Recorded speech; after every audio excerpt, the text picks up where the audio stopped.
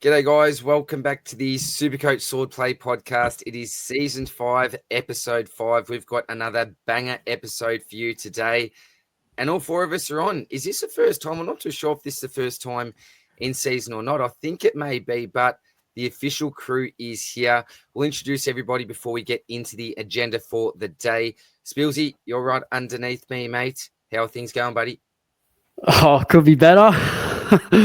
Oh man, Supercoach was not kind to me, and yeah, talk about bold calls, aging like milk. Said that it would be my lowest rank for the year last week, and I've dropped like 5,000 spots. Oh, but yeah, that's Supercoach. It was a good weekend. Round 1 of local footy, we didn't quite get the job done. I think we fell short by about 13 points, but yeah, just good to be involved. That was a decent hit out, and boys, I don't know if you're aware, but I actually drove down to DR's joint over the weekend on Sunday to pick up the rugby tops that I thought had been delivered. Unfortunately, they hadn't at that point. So it was good to spend the afternoon with a great man, watching Horn Francis do.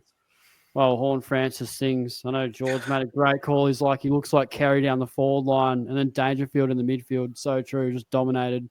So that was pretty hard to watch, but yeah, got to spend a bit of time with DR, which was fun. But yeah, didn't quite get the rugby top boys, but hopefully next week. Guaranteed by next week, mate, because I do have something to show the audience very, very soon. Next man, Rossco. How are you, my friend? The Saints are on a bit of a roll at the moment. You up and about, lit off like Scoopsy? Yeah, no, I don't know about lit off, but it's certainly a good time to be heading over to Gather Round this weekend as a Saints fan, 3-1. Hopefully we can be galvanised into an upset against GWS. And, I don't know what I was thinking. I went 7 from 8 in my footy tips this weekend, and the one game I got wrong was the Saints, so I should have backed my boys in. But, other than that, it's been a good weekend. Didn't do too badly at Supercoach, nothing amazing, but I think my team's probably set to start climbing pretty steadily from here on. So hopefully this week can really kickstart that as well. Very, very nice, and absolutely jealous that I can't make it to Gather Round this year. I say every year, yes, next year, but I guarantee you 2026, I'll be at Gather Round. So Rossco, can't wait to see what you get up to there, mate. Absolutely fantastic. And our brother, we missed you last week. Your first time in a long time where you didn't join us on the pod. Janath, how are you, my friend? Tell us about what you've been up to, mate. Oh, good. Look, it'll be hazardous to say that medical school isn't sort of taking precedence in life at the moment. If I compared last year and how much Supercoach sort of time went into that with this year, it is night and day. I'll be lucky to get an hour of Supercoach into a week. That's how much this course is taking. But look, I wouldn't have it any other way. On a positive note, how about this, lads? I got 8 out of 8 in footy tips, and I got the margin correct. Surely there should be a prize coming for that. Wow. So tip the Sainers, tip the Pies by 17. Yes, I tip against Carlton, but look, at this point, I'll probably get 23 tips correct by tipping against Carlton this year. So why not? But yeah, it's been a decent week, Supercoach wise. Look, I think it's pretty bad. It's pretty. I'll just be really vulnerable. I just don't get time to watch the footy anymore, and it's sort of like how life goes. And the biggest reality check happened. Rossco and I, we planned Gather Round basically from October last year, and with medicine, find out that we have an exam Monday morning, and it just throws Gather Round plans for me out the window. So unfortunately, I'll be missing Gather Round this year, and I think that's just going to become a reality going forward with medicine. Is just you can't plan anything too far in advance. But look, we move on, and I guess that's where it's the beauty of different lives for all of us at different stages of our careers as well. Priorities, mate. You've got to look after your priorities. I'd love to be at Gather Round this year, but I'm financially not in a good spot. I'm saving away my pennies for a big surgery at the end of the year to finish off my braces. So I could definitely go to Gather Round if I wanted to, but it just wouldn't be the smartest thing to do. So I'm with you, mate. I'm jealous. I'd love to be there, but we both got our priorities straight. So there's more important things to life than like just footy and Supercoach. So yeah, for sure. I can relate to that, man. Absolutely, absolutely. Well, boys, let's get into the agenda for this week. So, as usual, we're going to start with our round reviews and check out who is top of the pod as we currently sit. I'm going to have a bit of a rant. Spillsy is going to get his tweet out of the week out. We're going to talk about some injuries, some upcoming DPPs, go through rookie data dump, talk about some mid-prices and some primos, and then get into the mailbag, answer all your questions, and then finish off with our trades for the week. Boys, the Good Friday appeal raised $285 so far. Now, I'm gonna do it now. We're gonna wait till next week, but I need to show them off. Now, you know that for every beanie sold, $5 goes to the Good Friday appeal, and we've been super proud of all the beanies that we've produced, as well as the t-shirts and the hoodies, the stubby coolers, everything like that. But boys, I don't think that anything has come close to this. These are our new, now I can't see myself. These are our new rugby polos. And look, I'm not wearing it at the moment simply because I wanted all of us to be wearing it at the same time. But I tell you what, talk about the quality.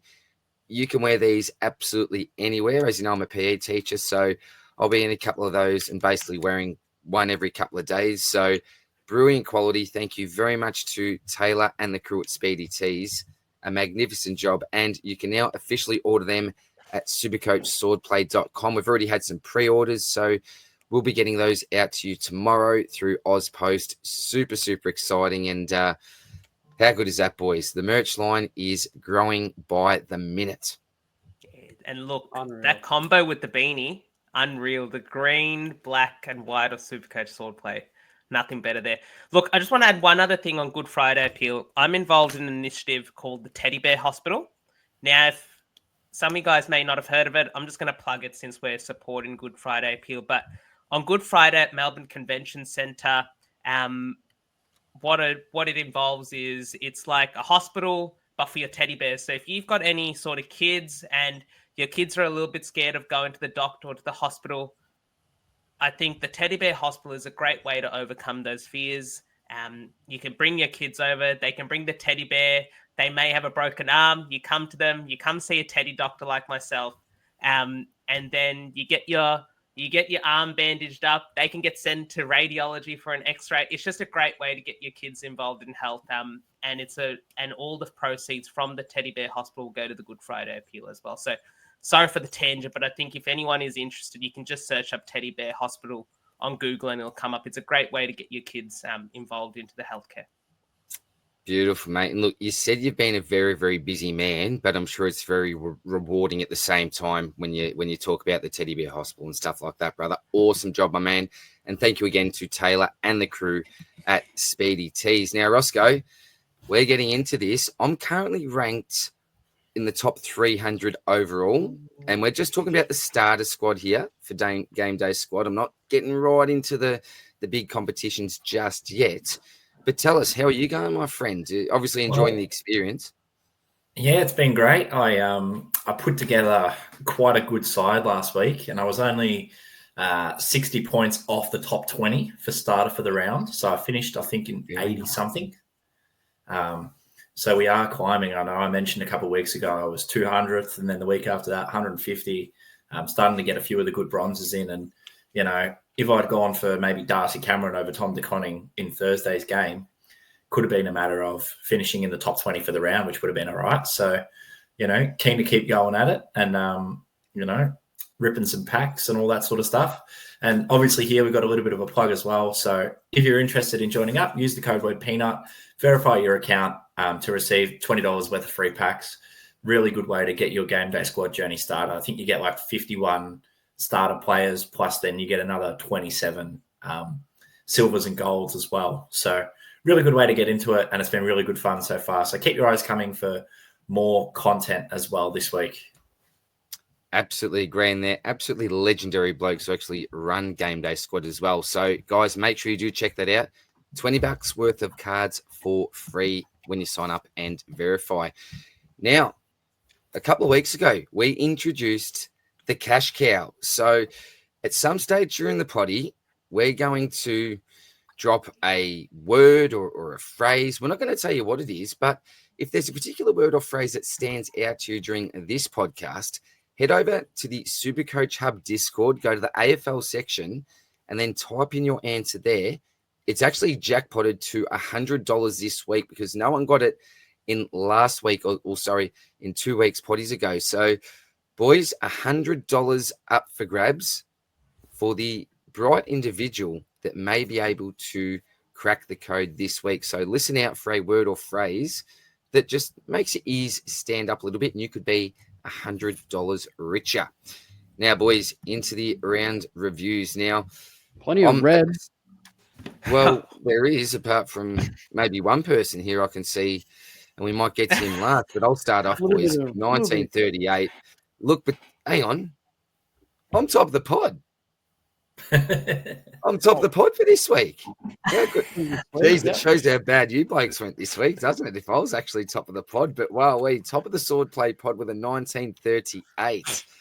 Yeah, look, it wasn't too pretty. And like many, I traded out the horny one only for him to go bang. And you already mentioned it, Spills, just looked like an absolute beast, a different sort of human as compared to what we've seen in the first few rounds. But that's what you get sometimes when you trade out your primos. But at the end of the day, I did manage to split him into Baz and Marriage.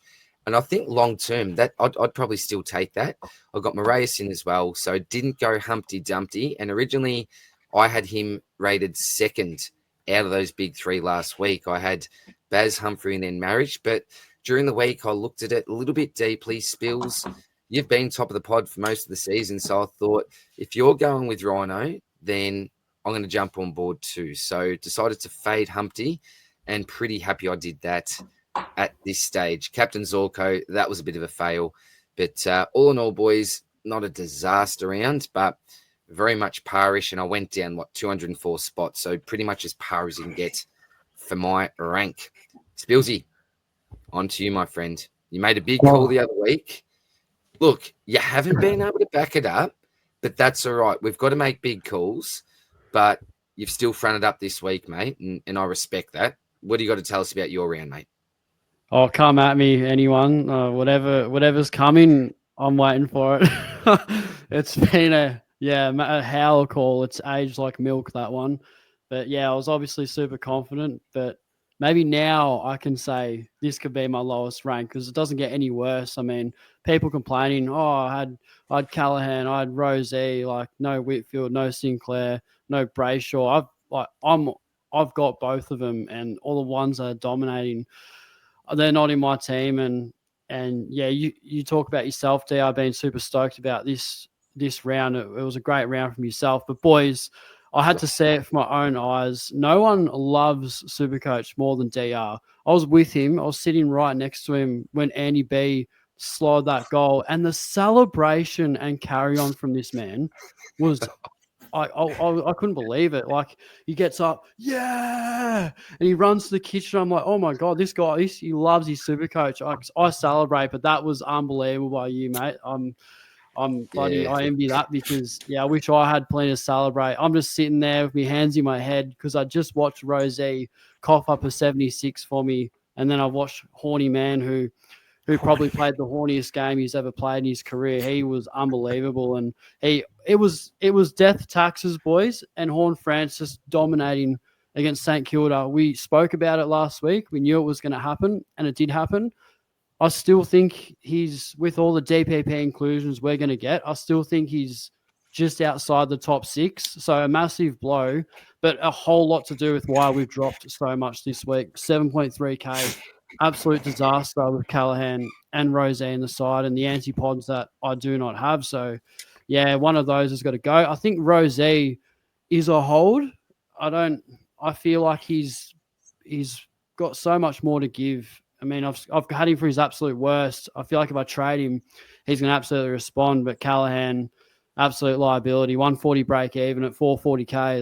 That's got to go. Probably going to get tagged Rossco by Windy, you would think. So, Yeah, Uh, myself and you, Yeah. brother, we know all about that. It's been a horror show selection and a horror show week, a horror show 2 weeks, boys. I'm not happy about it, but I think we can bounce back and hopefully this is the lowest we go. Janath, you've absolutely smashed me here. You've put 70 points allegedly on me. So, but yeah, still a really hard week for Supercoach. That's for sure.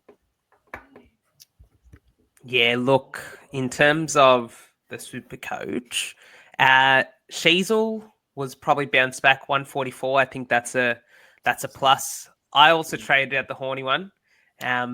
Went to Bailey Humphrey, Bailey Smith, and Christian Moraes. Luckily, I tell you what, boys, the key was thrown away the previous week. Riley Bice on debut for the lads, 124. How good. That's a crystal ball, Spillsy. It's about the only thing that went right this week. Looks like Rankine has done something to his calf, which I guess is sort of relieving in a way that it's not like after you trade them in that they get injured. Like Rankine, that's always the risk that you take with an injury-prone play like him. But look, Andrew Brayshaw looked quite good as well in his milestone game there. And then, I think across the board, not too many positives, as we can see reflect in the scores. But I think now that the best 18 rounds are out of the way, we can sort of go into the best 22 rounds with a bit of promise, bit of optimism if we've set up our teams in the way that they're supposed to be made. It's quite interesting, mate. Very quickly, looking at the team values. And that's something that I've sort of paid a lot of attention to with my personal team here. So sort of, yes, I've got players that have depreciated across the board. Like Christian Petrarch has gone down solid 60K, but it's good to know that the cash gen is there, is what's that's shown with the team value close to 11.2 million. So that should set up long term. And I think getting rid of something that deadwood from the bench in terms of Angus Hasty, Lucas Campriali, has probably benefited at the moment, but we'll obviously have to wait and see how the cash gen keeps going in weeks to come. Beautiful, mate. Rossco. Yeah, look, somehow I feel like I might be the happiest, despite being the lowest in the overall rankings. Pretty carefree at the moment. If I had made a better captain choice, I think I probably would have smashed this round, which is obviously one of Janath's favourite sayings. If your aunt was something, she'd be your uncle. You say that. That's not my saying. I had Dane Zorko in captain's corner last week. If I'd gone for Lockie Neal, I'd probably gain another, 50, 60 points or something like that. Maybe crack 2,000. That would have been really nice. The one thing that I didn't like about what you mentioned there, Janath, was the name Riley Bice. Now, this week is finally the week I jump on, and second quarter of Sydney Collingwood on Friday night. I'm going to be up on the roof watching it with the Seagulls and hopefully watching my new Seagulls, Riley Bice and Matt Roberts, pick it up against the Pies. So I think my team's set up decently enough with best 22. I've got loops on all lines, decent cash gen on field and on the bench. So here's hoping, as I said before, a bit of improvement would be really good. But now, Rossco, is this a good time to plug potentially that you have a spare ticket that you're looking for the roof? Yeah, look, we do have a spare ticket for the roof climb. So if anyone's interested, drop a comment or chuck us a message on Third Man Up, and I'm sure we can work out what to do with that. But I'm going to be flogging it everywhere over the next couple of days, so we'll see how we go. Very, very nice. Very, very jealous that I'm not going to gather round as well, mate. But on to top of the pod. There's been a switch. There's an arrow. The professor's back up top with an 8,027 for an overall score. That stings, man. Spillsy 8,015. So, my friend, only 12 points in it there. You can see Rossco as well, climbing very close to myself there with a 7,886 as well. So, boys, there's not a whole lot in it at the moment, but Spillsy, you plan on being back to number one next week, are you, mate? You're going to reclaim your throne? I don't know at this point. I thought so, but then I saw Janath's team value, and he might be hard to beat this year. So, yeah, despite that, you did bring up track, but going to get forward DPP. So, sort of 2 steps ahead of the comp there. I think you're taking the absolute best. We saw what he did last year, and I don't know, without doubt, you and Rossco will come home with wet sail. But I guess one thing I didn't discuss in my review that I think I got really right was the Marek coming into my side. Yes, he did drop a lot in the 4th quarter, but I was pretty surprised, boys, that I was the only one that had him ahead of Humphrey, because I genuinely believed I'd done the deep dive, and I believed that he would be a great pick. I mean, he could have turned up, but Jesse Hogan was just taking the P155 in the end. So hopefully that doesn't happen. And I guess that's to Rossco's point from last week, where GWS was going to absolutely smash it. So brought him in. That was a pretty good call. But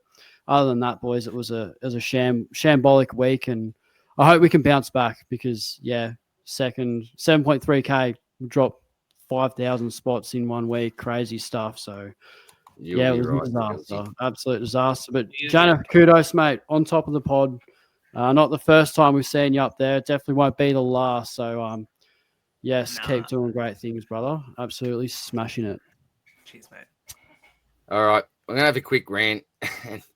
It's about this man, Finn Callahan. Now, we got sold some fool's gold here, and I blame Finn, and also blame Collingwood, his opposition, because if we take a look back to this game, 33 touches, 4 marks, 2 tackles, 2 goals, 7 clearances, 6 inside 50s, over 700 metres gained, and 12 score involvements. Now, was I expecting this each and every week? No, I wasn't expecting that, but I was expecting a lot better than a score in the 50s against the lowly West Coast Eagles.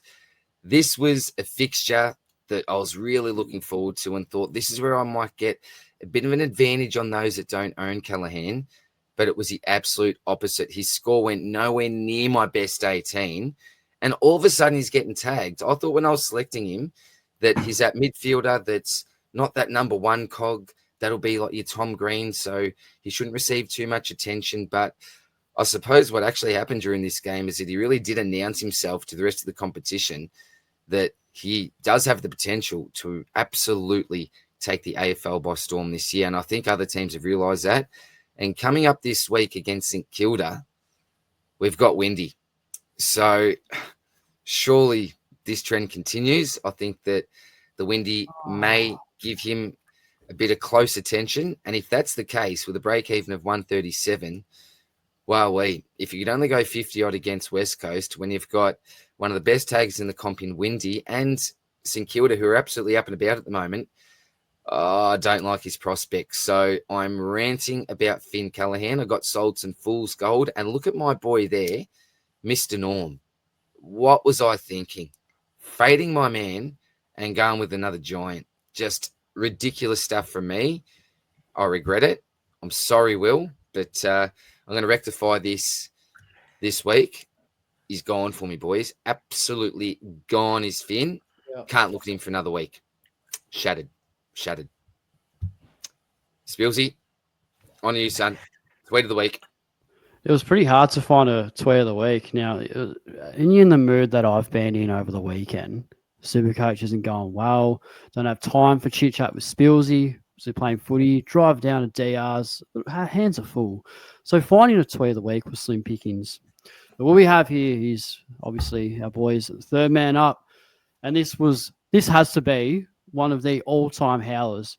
Now, I did hear that, I think Peanut, who we're referring to, said that he was trying to assist for a goal, but didn't quite realise that that the siren already sounded. So that's a bit of a cop-out. No one's buying that, Peanut man. So we got, Ladhams. We got to watch this vision. Janath, do you have this vision for us here? Because this is one of the all-time howlers that you ever see. It's unbelievable. This is so good. This is Div 12 Resis, and he kind of looks like he belongs there, to be honest. Peter Ladhams only one AFL game last season, and that was the 112-point loss to Port in round 21. Oh, imagine reacting to this live. Here he is, vying for the number 1 ruck spot. Oh, it's not that tough an angle. I'm getting too much joy from this. Huge moment to end the half. Oh, come on, Peanut. Come on, mate. He nearly missed it Oh, earlier. come on. He's a funny son. Oh, that's And so bad. he is At a least he's, survivor story He's you've having a ever laugh about it. So it looks like the Peanut's got a good enough sense of humour there. But, oh, geez, you got to love that, don't you, If I fellas? saw You've him gotta in the love Div 12 Resies, wouldn't bat an eyelid out of context if I hadn't known who he was. I mean, acts like that. Wow, what are they paying you to do, mate? DR, you ranted about Finboy, but yeah, your man Peanut, not Mr. Reliable around the six, it's fair to say. It never has been, never reliable around COVID times either, mate, which is absolutely wise of Peanut. So bad luck, Petey boy. On to the injuries. Janath, this is your realm. And look, we don't have fantastic news about a couple of players here. And there's also a popular forward premium that's a bit of a test to play this week as well, mate. Take us through the injuries, brother. Yes, well, I won't put too much suspense over who that is. Isaac Rankine, as I sort of mentioned earlier, calf, he's going to be a test for this week. It is a bit annoying, especially given, I guess that could have been a rant in itself. The robbery, which happened down at People's First Stadium with Rankine. Oh, what an almost game from him. But yes, there's a test to play and gather round. Hopefully can get up to play against Geelong. Now, we may touch on a bit later, but Chris Scott has potentially has said that he might consider a tag on Jordan Dawson or Rankine this week. So that's just one to pay close attention to, especially given whether or not that means that Mitch Nevitt can come back into the side. But as we go through the sort of important ones listed there, Nathan O'Driscoll, unfortunately, Noddy, he's going to have to Noddy out of our teams there. 4 to 6 weeks for poor Noddy. Syndesmosis just didn't look right on the weekend. And I think it's pretty safe to say that he's a trade now, given that we're basically going into upgrade season. Yes, he only made 110K when the pick looked like it would be a lot better, but 110K nevertheless is good enough. Luke Jackson, a really popular starting pick, will miss the next 2 to 3 weeks. I guess the one bright side there is that Sean Darcy is back anyway. So you're not sort of missing Dogger, Ramp, just ruck one time in that way. So with Darcy and Hayden Young back, it could have spelt the end for Jackson's ruck one time, and it may have also impacted Nathan O'Driscoll's role as well. So hopefully they can both heal up quickly. Xavier Lindsay is a good chance to play this week if he can get through Thursday main training. I think this is a big tick for one of our prized cash cows. And unfortunately, the big news down the bottom there, Will Day. Now, this sort of came out of nowhere. Obviously, the Hawks on the bye, we didn't really know much or hear anything. And then bang, 3 to 4 weeks for their superstar. Then does this sort of boys just put we don't like never again lists. And I know that we didn't own, I think that we didn't own Will Day this year, but does this sort of put a line through Will Day moving forward? Like his body can't hang up, or like his body isn't just up for it for full season as a full-time midfielder? I don't think never again, but probably puts him out of the discussion for ever being a top 8 mid, which is all that speculation, but so dangerous forward, but also so injury prone, can't keep the runs on the board, can't put a consistent stint of football in, and 3 to 4 months is crazy. Like, that's a long time out of the game, and he's just am I wrong here to say, has he had a limited preseason? Did I hear he was coming off something? I think it's full preseason, yeah. So he's had a full preseason. He's playing a lot of forward, and he's gone down, so I mean, yeah, you're probably right, man. I'm not going anywhere near him. Not the amount of other good options that we get. So it's a loss for AFL football, this, because he's so good to watch when he's right on Will Day. Young gun, tough as a cat's head and hard as a cat's head. Sorry, but yeah, look, big blow for Hawk. Yeah, We'll talk about Will Day replacements coming up. I just want to go through some of the other big news around the league. So Mark Pittonet is a test to play this week. I personally have no idea how Carlton structure up. Nothing is working for us, to be honest. And whether that is we are too tall, so it doesn't really make much sense to bring in Pittonet. But a lot also depends on Harry Mackay and whether he will play this week. Obviously, there's just some concerns there. In terms of other news, Dan Houston is suspended, but also Jordan De Goey and Lockie Schultz at Collingwood. So I don't know, does this sort of open up the door for Ned Long? He was the sub again on the weekend, but we've seen that he can score well in bursts when he gets full game. I think some of the big relevance comes out of Essendon, with Jai Caldwell out for 4 weeks. That will really open up a midfield spot, possibly for our boy Elijah Sardis, who I know we've traded out, a couple of us. Darcy Parish is a test to play this week as well. Does he come back in? I guess that's the sort of concern or worry, but it'll be really interesting to see what the Bombers put out to line up against Melbourne. As we mentioned, with Fremantle, just Darcy and Young to come back in. At Geelong, big injury news is with Jack Henry out for 3 to 4 weeks with the hamstring. The big thing there is that this probably improves Connor O'Sullivan's job security even more if it wasn't already 100%. That is a big miss. He just looks so classy.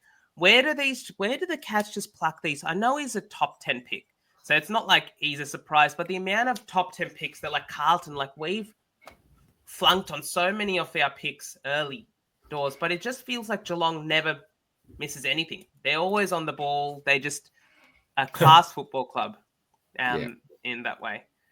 At GWS, your boy, this is an if you know, you know sort of thing. Brent Daniels is a test Rossco to play this week. So we've got a cheeky side bet on Brent Daniels season long. Yes. I think it's done.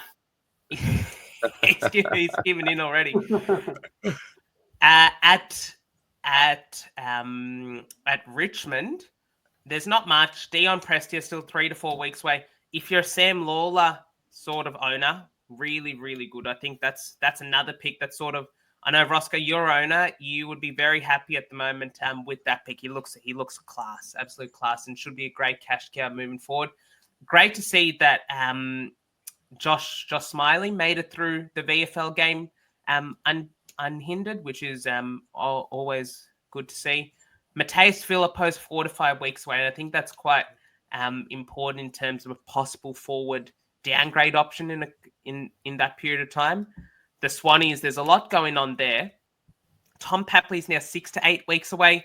One of the rookies we were quite hot on in the preseason was Caden Cleary, a small forward out of Sydney. I think he led the Swans to ground ball gets on the weekend.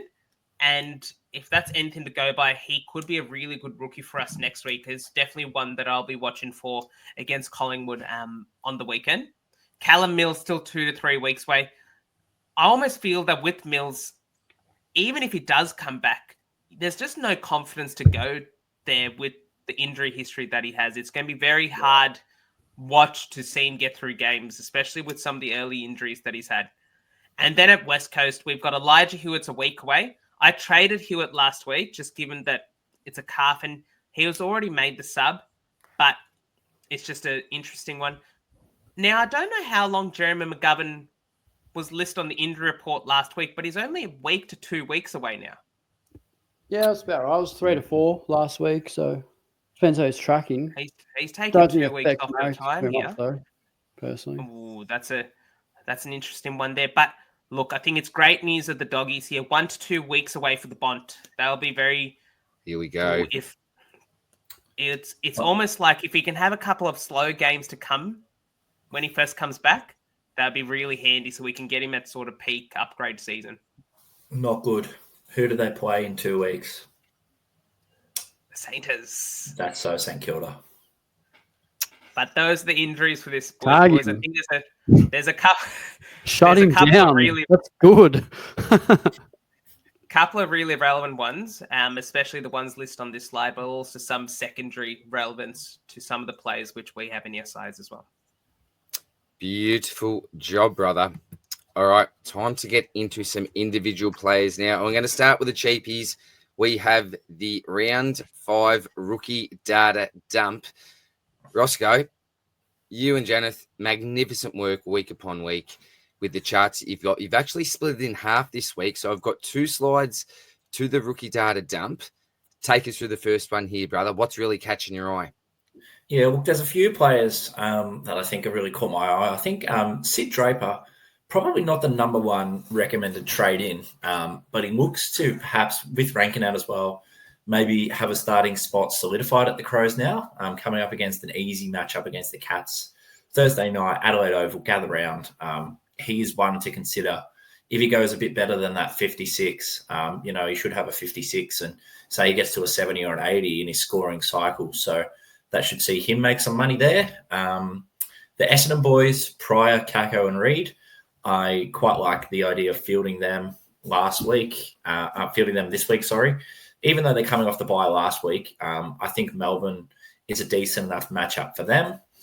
We've got Isaiah Dudley from Fremantle, 99K forward, who had a big game in his first game, but then only scored 46.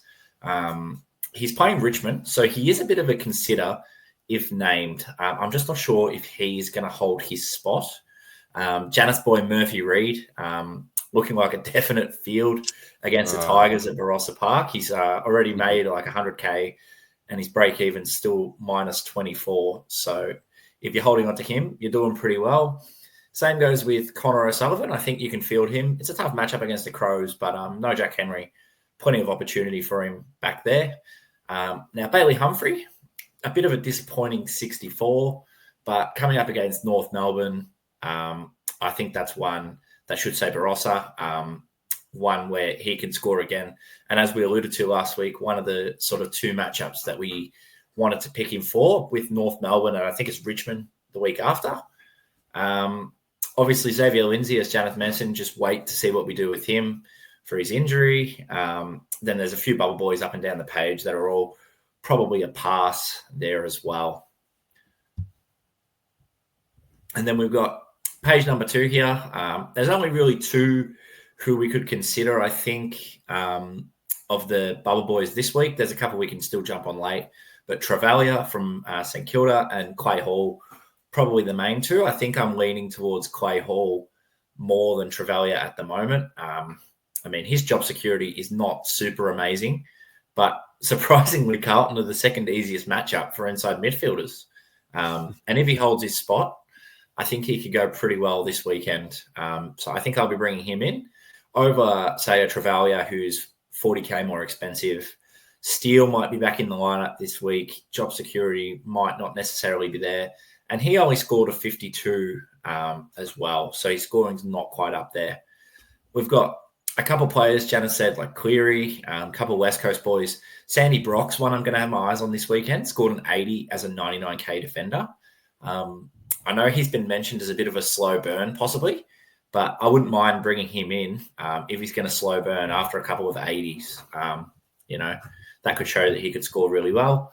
And then finally, if you missed out on Riley Bice like me and Ryan Marriage like me also, it's probably not too late to jump on them this week, but this is probably the last week to jump on. I think that pretty much sums it up, really. Do you guys have anything you want to add to that? I'll just say quickly with Bice, I think he's a must-have this week. I think you've got to do everything you can to get Bice in. Just find a way to get the bloke in, because the way that he's playing, the way he's scoring, it's similar to premium numbers. Now, we're not expecting these massive, massive numbers every week, but I think that he can maintain a pretty safe 80+ if things continue. So I think he's an absolute must-have to bring in Rolly Bice. Sandy Brock, the only issue I've got there is when Gov comes back, so I don't know about that job security. And the time frame, I think that's shortened a little, so 1 to 2 weeks now. So that's probably a little bit of a concern with Brock. Cleary, I do like as well. I was pretty keen on him in the preseason, so I'd almost prefer, if you don't have to trade down this week, to even skip Clay Hall and maybe look at a Cleary. That's something I wouldn't mind doing. I think his job security is looking okay, particularly with Happy out at the moment as well. So they're three that I'd just like to touch on there. Janath, I know that you'll probably have a couple of words in a minute, mate, but I know that I've already had a couple of questions this week about a man that you don't own in Ryan Marriage. And this is why I'm going to ask you the question as a non-owner. Do you think it's too late to bring him in? Has the ship already sailed here? Or do you still think there's, you know what I'm going to say, Rossco, enough meat on the bone with this pick? What are you thinking, brother? Look, it's a really interesting one. 320k is just one of those awkward prices because now, if last week he needed to average 90 to be a successful pick, now he needs to average 100. And are you confident that he does that with McGovern to come back in? Yes, McGovern, the word is that it should help him out theoretically. And he has a really good matchup against Carlton, which I think Carlton is about the easiest matchup to play across the positions at the moment. But look, I think I personally wouldn't be looking to go there, and I'd prefer to go 1 up, 1 down traditionally to, like you say, get Bison at any possible means. But if you can't get Bison, then look for some of these other bubble boys. And I don't love Clay Hall. The reason why I say that is he looked really good against your boys, DR, against Brizzy, and then he got dropped. He got dropped. And so that is my concern is with Yo to come back in eventually, with Hewitt out of the side at the moment, and with Harley Reid being played at halfback, how long do they tinker with that? Harley Reid's not going to be playing at halfback all year. Like, No, there's going to be there should be some structural changes taking place. And does Clay Hall does he have good enough sort of hype and reputation about him within club circles to suggest that he's a must-have rookie? I don't think so. But I think he may be the best of a bad bunch for this week. But I think next week, Caden Clear is the one that we're going to all want to be getting on. There's kind of nothing else this week outside of Clay Hall. Yeah. Like, even with Dudley, like, what's the time frame with Walters? I think Swikowski might be out as well. He has looked really good. Can't lie. Dudley, good. in the small pockets of games I've watched, I think he's looked really good. Looks lively. And you can see that he's a cousin of Kasai Pickett. You can see Kasai Pickett in him. Like, you can. He's a really good player. I guess all these rookies have question marks around their job security. But just on what you said with Marek as well, I think there's no way you can grab him now. I reckon he's out of reach. I think the ship sailed because he's not a keeper. I don't think he's a keeper. I don't think he's top 6. I don't even think he's top 10. But I don't know. You'd rather go 1 up, 1 down, I think. If anything, Bailey Humphrey is not. If you say the Marriage is a must bring in this week, yes, Humphrey's role isn't as good per se, but he's arguably got better matchups in the upcoming weeks to generate that cash. So he's got North Melbourne this week, Richmond next week. And I wouldn't advocate bringing in Bailey Humphrey, but it's not if you're suggesting Marriage as an option like that, Humphrey's going to be the same price. He's basically the same price there.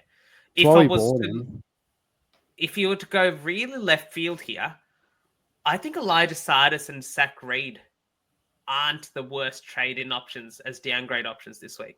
Now, yes, bringing Sardis back in for many coaches would have to be a lot of swallowing pride. Me included, I think I'll be in that boat if that's the case. But at 191k, Jai Caldwell out for 4 weeks. If he's straight back into the side with Darcy Parish, it is a bit tempting, I must say, to go there. And the same with Zach Reid. He looked really good. And Brad Scott has come out and clearly said that he wants to blood more games into that back 7 as a whole. And if Zach Reid can stay healthy, we saw what the Geelong players did on the weekend. The Geelong defenders did on the weekend against Melbourne, have their own picnic back there. I think some of the blokes, whereas a Zach Guthrie had about 18 marks. Like, there's some disgusting numbers going on. Could that be Pryor and Reid this week? So I wouldn't discuss some of these Bombers boys as options to bring in. Go on, Spillsy. So without Noddy in the side, now a lot of sides are actually they've got your next rookie comes up. So I'm flirting with fielding a Max Hall this week. So maybe bringing Sardis in as someone I feel a little bit more confident on field. Maybe that's not a bad idea. If Clay Hall's not named, maybe someone I'll look to bring in, I think, because it's a great point with Caldwell being out for an extended period of time. 4 weeks is ages in Supercoach for a rookie. Like, that's some cash spend right there. Weeks. Yeah. But in 4 weeks, we'll actually get 2 weeks worth of TOG within 4 weeks. That's what I worry about this guy. Like, There's no one else. He's it got to seems- come Sid in. Draper a better option, perhaps at the same price. Sid Draper. Yeah, If possibly. he For holds, one But- week, he is, I reckon, without Rankine. Matt Crouch to come back in though. If Mm, Crouch is in, how does Yeah. that affect Drape? Does he just go back to the sub? Because Adelaide look really good this year. They do. Look, I don't mind Sardis. It's that Tog just scares the living daylights out of me with Yeah. the pick, and I'd feel so silly saying, I'd trade him out because he's got low Tog. Then I'd trade him back in and expect all this Tog to rise because Caldwell's out. I'm not super confident on that being a guarantee that his Tog's going to shoot through the roof just because Caldwell's out. You got Parrish potentially coming back in. Who's to say that Parrish takes Caldwell's time and then Sardis just continues to get the time that he's got? So, look, this week though, I think he's certainly one of the better options if you're looking to downgrade for sure. All good with the rookie chat then, boys? Time to move on? Yep. Let's go. Beautiful. All right, incoming DPP. Janath, we've got a tweet from Scobes here, our great man, with a few big names in track: Miller, Humphrey, Merritt, Sheasel, and Chadley Warner. Timmy's already gone early here and gone, it is happening with the cement bag, which I know you're very happy with, mate. Oh, Talk to us about some incoming DPP that's exciting you anyway. yeah, so I think that is the best part about this is if my calculations are correct, that Christian Petrarca has to play 99% midfield time on the weekend. Oh, he's got it. To He's be got in it. the- he's got there, I think. Tuki Miller is a bit more of a speculative case. He needs to play, again, if my calculations are correct, 70% forward time to get that. Not happening. That's an ask. Nah, wouldn't say so. Humphrey, Humphrey's, because they've had the bye, it's a bit more of a challenge and with both of them actually. I think what they need to have 91. Yeah, so they're going to need to have 47% midfield time, which I don't think is really possible for the Humphrey there. And then with Merritt, exact same thing, 47% forward time on the weekend, and he will be a forward when the game opens up. And with Please. Chadley, I think Chadley is the big one here. If Chad Warner can have, what does that make it? Oh, this one's a bit more challenging. 62, not 62, sorry. What am I talking about? So I'm just doing all this off the dome. I think it's about 32%. And he's about 32% forward time on the weekend. Or let's round up to 33% forward time on the weekend. And he will be a forward when the game opens up. Now, put it to you, boys. There's some other big ones, obviously, here. Sheasel's a lock. Joel Frazier will be a midfielder, most likely, unless something. I don't think anything can happen, really. James Peatling will be a forward. And that's a player that I think we could sort of consider in that same basket if we're considering marriage, if we're considering sort of Humphrey as well. Someone we can consider. An interesting one from your boys, DR, Will Ashcroft. So he needs 55% forward time this week, and he will be a forward when the game opens up. Unlikely, but weirder things have happened. Jake Isaligo is unlikely, but we're going to have a couple of good rookies that are midfielders at the moment that will become forward. So I'm talking about Levi Ashcroft, Murphy Reed, as well as that we'll also get, Sam Lawler as well. Really, really good there.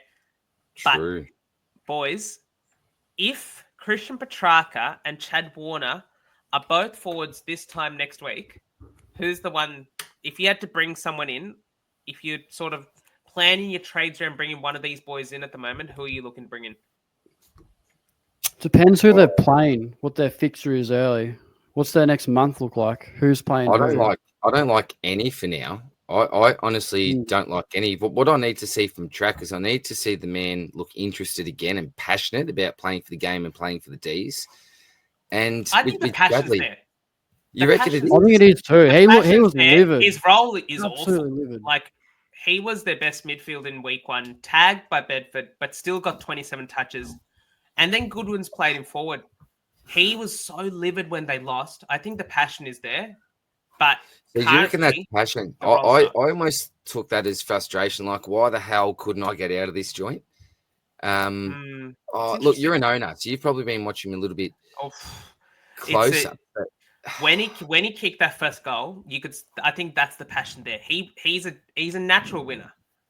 It is frustration, but I think the passion still burns. Otherwise, he's still getting contest to contest, just not getting as much transition ball, not getting as much clearance because it's just not around him. He's playing D forward because Bailey Fritsch, the pork chop's not passing him the ball, and he's selfish. Like, I think there's a lot of, if things are wrong at Carlton, I think there's a lot of things wrong in Melbourne. That's how Yeah. bad it looks down there. it's a good point. I worry with Chadley, just the inconsistency, a bit like the Noah Costa, could just go huge. Then was it last year where we could select? Was that around the Dunkley stage and Yes, the Neil stage? it was and- Dunkley, Neil, Goulden, Green, LDU, and Chad. Yeah, if you went Warner, that was such a bad pick last year when you could have gone some of the other guys. So, look, yeah, as forwards, I really want them both in my side. And the way that I look at my side at the moment, I've likely got 4 keepers there already. So that would be nice just to round out the forward line with those 2. But I don't think there's any great need to bring them in now. Anyway, what do you think, Rossco? Are you keen on the Chadley or Track after next round? I was part of the squad that Chad Warner burned last year. Oh, okay. So I brought up some bad memories, mate. I remember famously selling that dropped- too. I think it was a score in the low 40s. And I was in a sort of final round matchup to qualify for the top level finals in a mates league, and I missed out by about 3 points because Warner dropped a 40. So never hurts. forgive him. I just had a quick look at the DVP for Petrarca though. After round 6, the Ds play Freo at the G. Then they have Richmond and West Coast. So I think that could be one that might twist the arm a little bit. Come That's a on, couple of nice please, fixtures there for them, I think. please. You just wait for him to bottom out. Like, break even He is is bottomed out. 125 He's now. gone. Like, that's the thing. He is like. Nah, he gets 1 ton, and I feel like you have to bring him in. Sub He's going to 500k. be 490k, basically. He hasn't been less than 500k since he was 2019, like pre-COVID. Like, this is ridiculous for Track. Yeah, it's tempting. Yeah. I'd You bring want him him in to for sure. But I'll tell you what, boys. I think whoever we get as midfield as forwards next week, if we get a merit, the way we view these players like a Horn Francis changes completely. Because I know what merit will bring on a week-to-week basis. And Horn Francis puts out a 150. But the reason why we trained him out, and looking back and in hindsight, there's no other way I could have got Bailey Smith. But I trust Bailey Smith more than I trust Horn Francis on a week-to-week basis. I know what I'm going to get from him. It's like the 150, you know it's in him. We all knew it's in him, and that's why we picked him. But we also picked him knowing that he had 3 tons in the last 18 games. And what's not to say that's what's going to happen from here on out, because he's shown nothing so far to suggest the consistency off a merit, off Petrarca off the past couple of years. If anything, he's more like the Chad Warner that can get you that 150, but can follow it up with a 60 as well. watch Horny score like another 4 80s in a row and Hawthorn just towel up on him. Like, he'll give you 150 like once or twice a year. That's the sort of player. Like, he just turns up and then... He's that kind of player, for sure. Where these other guys, I have a lot more confidence in almost at least 3 of them. That's why we trade him out. Last week really hurt, but in hindsight, I still think it was the right decision. Sort of. Yeah, see what happens with him. The other one that I'll quickly chuck in there as well is Connor Stone. So some people looking to trade out, but similar to what we've said with Benny Patton, he's that almost insurance flexibility policy if you just want to hold on to him. So great chat with the... And I forgot DVP. one, boys. Oh, Nick who we got? Martin. Nick Martin. Nicholas. He's 55% forward, 44% mid. Because he's already a defender, he can only get one of those 2 positions. Currently, it's a forward. But if he plays a bit more midfield this week, he's going to be a defensive mid. So hopefully, fingers crossed, we can have him as a defender forward option as well. And we know what Nick Martin can do when he's got the ball in his hands. That would be absolutely massive having Martin there as well. All right, guys, we are going to have a quick discussion on some of our mid prices, some of our primos. We're not going to go into any great detail here, but we are going to talk about some of our midfield options. Now, I've got 4 blokes on the screen here, your ultra primo types. We've got Josh Dunkley, Andy Brayshaw, Caleb Sarong, and Zach Merritt. Personally, I really like these 4. I think if you're looking to invest in a midfield premium, then you can't really go too wrong here. Spillsy, you're the Essendon man with Merritt. I just love this bloke. His shoulders will be bloody sore carrying this team, mate. The only issue that I've got, the only red flag is surely if the opposition team tag, it's going to no one else but Zach Merritt. I can't think about any other bloke in that side that you'd want to tag apart from Zerrett. So that's my only concern with him. Dunks, I think, is a super safe pick because he's not going to get the tag either. That's going to go to Chalky, and he's just been in phenomenal form. Andy B, I think there may be a couple of boys on the potty this week that may be looking to bring him in. Again, you wouldn't consider him as much of a tag target as his mate he's given a high 10 to there in Caleb Sarong, but he's also been in pretty decent form as well. So therefore, premium midfielders that I'll chuck into the mix. Boys, do you want to add to any of these 4 or want to bring in any other premium midfielders that you're interested in potentially trading in this week if you needed to bring one? Yeah, I think these are probably the 4 you look at. If you did want to go a little bit left field, and I sort of messaged this to Ross last week, it was partly like why we're not really considering George Hewitt. And this is for not for the faint-hearted for sure. For 546k, he's gone back to back 120s, playing arguably as Carlton's best midfielder this year. The role won't change. West Coast and North Melbourne the next 2 weeks. I know that it's not like your prototypical sort of best 8, but if the role's not going to change, and if Carlton should theoretically get better, are we sort of foregoing a pick like that? Even a Jake's Liga, these second bananas at their teams that don't get the attention, like an Andy B, because when the pressure, because that's why we like Josh Dunkley, but with Zach Merritt, if the attention's going to go to anyone, it's probably going to be him, right? Has to be. Who else you going to there? No offense to Essendon, but he's clearly the man for me. But if he doesn't receive attention, then looking at his draw, he could go to the absolute moon, this fella. Yeah. It's the draw for Merritt. But look, I just want to say the basic reason why I said that is I think it's the year of the second midfielder. And when we come to look at our midfields come season end, there may be a couple of teams as second midfielders which filter into our final 8 midfielders for the year. Beautiful. Question. Will Ashcroft. Now, I'm the Lions man here, but I've just been so confused with this pick. I think it's because at times I think I'm too biased with both the Ashcroft boys. But is there a realistic world where Will Ashcroft is a trade-in option this week? Do we think that's viable, boys? He was actually in my trade plans this week, eh? Well, Spillsy's saying yes. Spillsy's a solid yes then. Explain yourself. Janath sort of said, Spillsy, mate, calm down. Let's not make any rash decisions. But I was actually going to bring him in for Callan, man. That's how desperate, that's how bad it's going. That's sideways if I've seen a sideways trade. Isn't it? Two sideways for you, Janath. Sideways trading feels good. For me, I don't think I could do it. I'm not sure if he's best 8. But also, I already have too many Lions. I've already got Neil. I've already got Zorko. I don't really want to bring in another one. And I think that's why I'd probably pass on him. Geez, the talent. He's an absolute talent, but I can't see him being top 8 to 10 at this stage. Maybe give him a year and he could get there.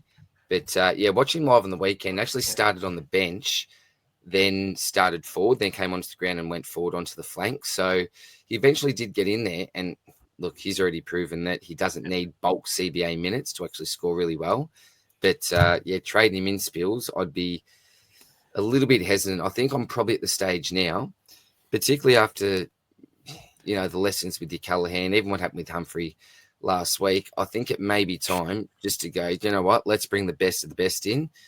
No more mid prices, no more speculative picks. Let's just go with the guys who we know are going to be there. So, anything else, boys, you want to add to the midfield discussion? Speaking of, though, but who would you say is a guarantee to be top 8 midfielder right now? I think this is one of those years where we have really no sort of locks at the moment. Well, I think once they come in, Bond's too good not to be. Now, I don't know how he's going to be from the injury.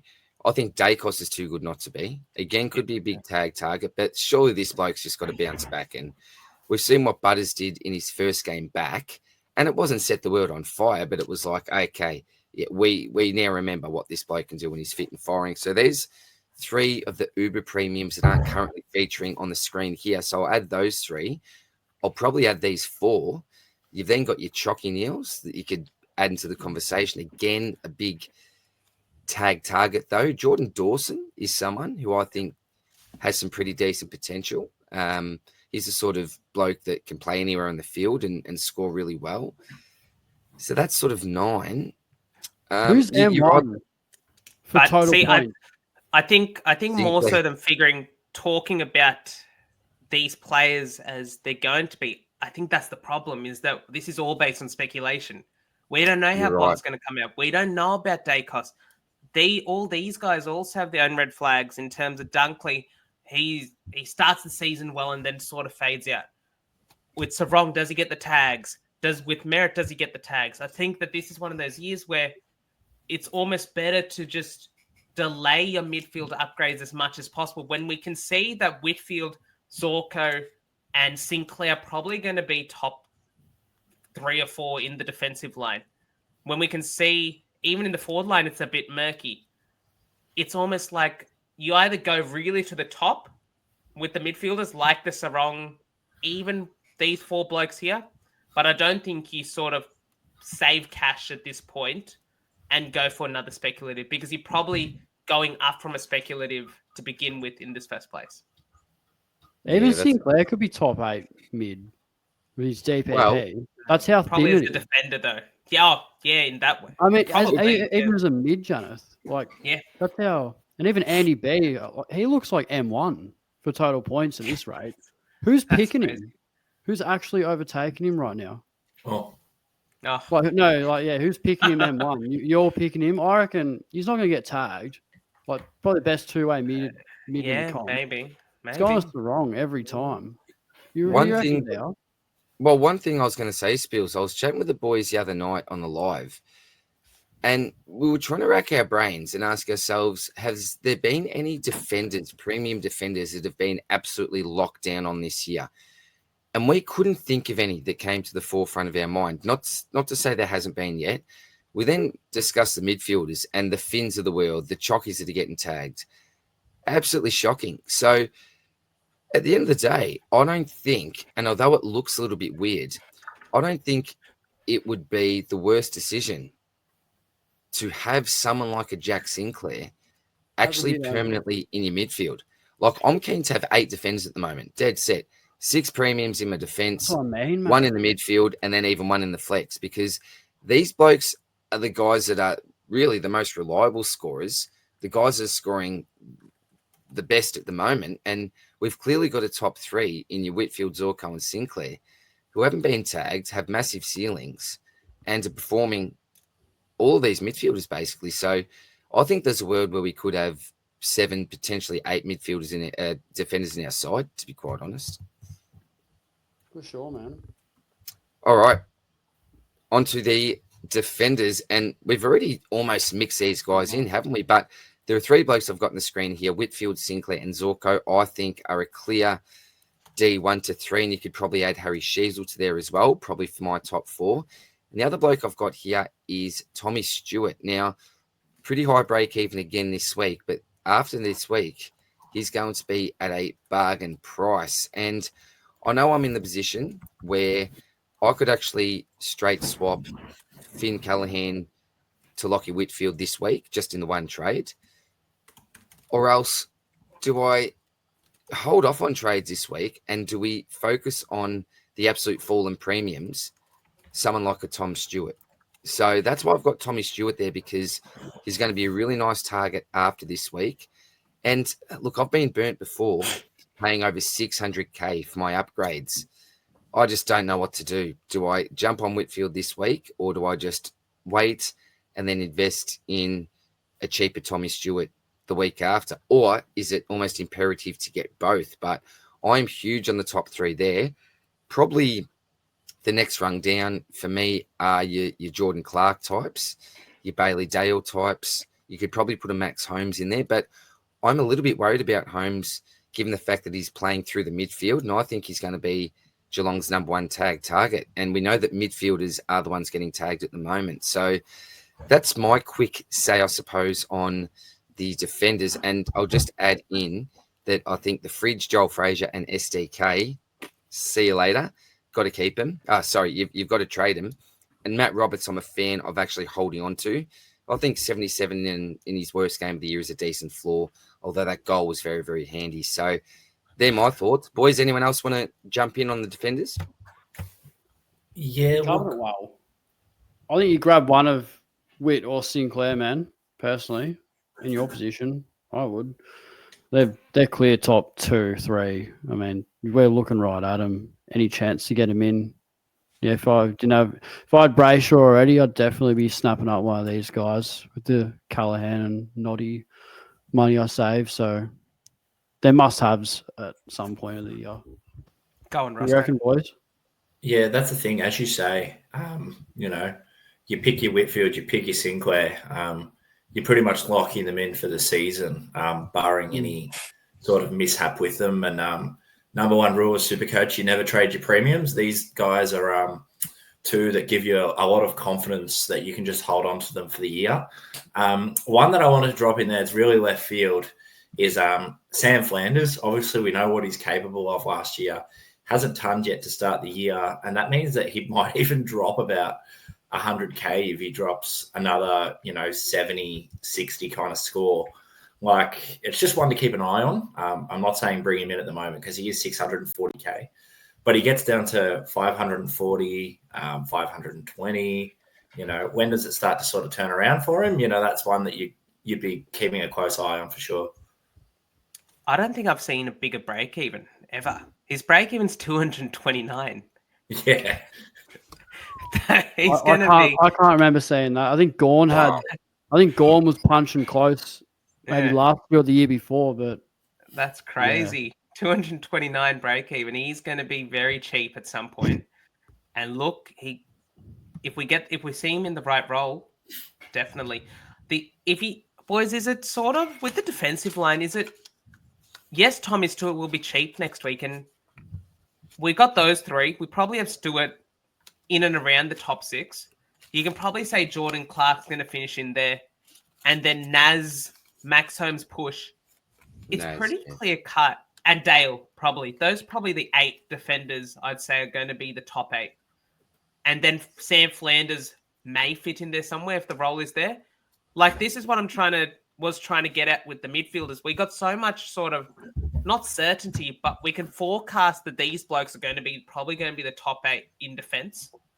Matty Roberts possibly in there, but like in and around that mark is good enough.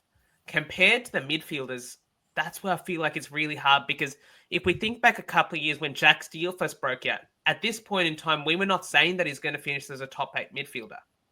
I think this would have been 2021-ish. But now, is that what we're seeing with like a Jake Saligo, where he takes that next level? Do we see a Jordan Dawson go from the periphery of the top 10 right up to a top 4 mid? I think we could sort of afford to give it a couple more weeks to find those answers by making defender sort of upgrades now, if possible. That's sort of what I was trying to get at before. Dacos last year of DPP, I'd actually had him locked in the midfield as a premium. So I had 6 defenders down back, obviously, and Dacos sitting at M3 or 4 as a defender mid. So it can be done. Yeah. And why couldn't it? what Even were have you saying? 8 defenders with the flex. They're good scorers. I don't see why not. Yeah, I think that the defenders are where it's at the moment. They seem really safe to me 100%. and really obvious. And it is a bit of a chook raffle with the midfield line. So I'm actually with you, Janath, and that's why I'm seriously considering Whitfield this week and even Stewart the week after if funds allow me to. Awesome. All right, boys. We'll race through this one. The forwards now. The man there, look at him. He's towering over everyone else. Jason Over here. Francis smashed those that traded him out last week. But long term, it may still be the right move. It's just so tough when he's giving you bugger all. You trade him out, and all of a sudden he's sitting on a 150 average when he's not in your side. So extremely frustrating there. We've got Marek, who we've already discussed. Probably a little bit too late, but if you are a true believer, I know that a couple of the content creators are seriously considering bringing him in this week, given the fact they missed him last week. Then I think it's okay if you do believe in him. You've got Darcy there, Mr. Generational, along with Rolly Thilthorpe. So these are 2 massive forward pods, but I think given the fact we've already discussed the fact that the Cement Bag and Chadley Warner are most likely going to get or have a very good chance of getting DPP, I think the Darcys and the Thilthorpes, the relevance goes down slightly because we've already got Baz, McRae, Daniel, and lots of us have Rankine as well. So I think that's pretty popular top 4 premiums that we've got. And if you add these 2 blokes in coming into that forward line, then I don't know how pottish we can get there. And Baz, I think, is a really, really obvious one for this week. Janath, anything you want to add to the forwards or anything you think we need to discuss with the forward line this week, mate? I will say, what is stopping Sam Darcy from being a top 6 forward? Because the only thing that comes to my mind is a wet weather game, but he's a freak.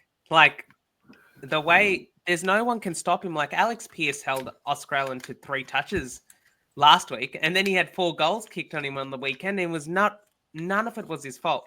I think Sam Darcy, if you think back to the prime buddy days sort of thing in Supercoach and how he was relevant, I think that's the trend that we're going with Sam Darcy. He scored 117, 125, 141 last 3 weeks off 15 touches, 8 marks, 4 goals, 17 touches, 8 marks, 2 goals, and then 21 touches, 11 marks, 5 goals. He'll get on the scoreboard. He's not really rucking because Team English is predominantly rucking and he's just giving the top out. It's just someone that, yes, will probably get tracker, but at this point in time, as a track owner, if you had to tell me I can only have one of Sam Darcy or track, I'd go Sam Darcy. Yeah, we're basing this off name, aren't we? And I suppose I just look at him as a key forward, and as soon as I see key forward, it's like, no, not really. But he's a different beast, isn't he? He's honestly a different beast. I've got him in a keeper draft. Absolutely stoked with that. I've got Jay Gresham sitting next to him somehow. I don't know why or how. But yeah, you do raise a good point there. Rossco, what do you reckon, mate? So Darcy and Thilthorpe are no chance of getting ruck DPP? I don't think so. No. Yeah, okay. I was going to say, you could drop one of them in the flex and then you've got a real cover in case one of your rucks goes down as well. But maybe not to be for them. I don't know. I think Sam Darcy could be okay. The one thing that does kind of steer me away is the round 12 bye.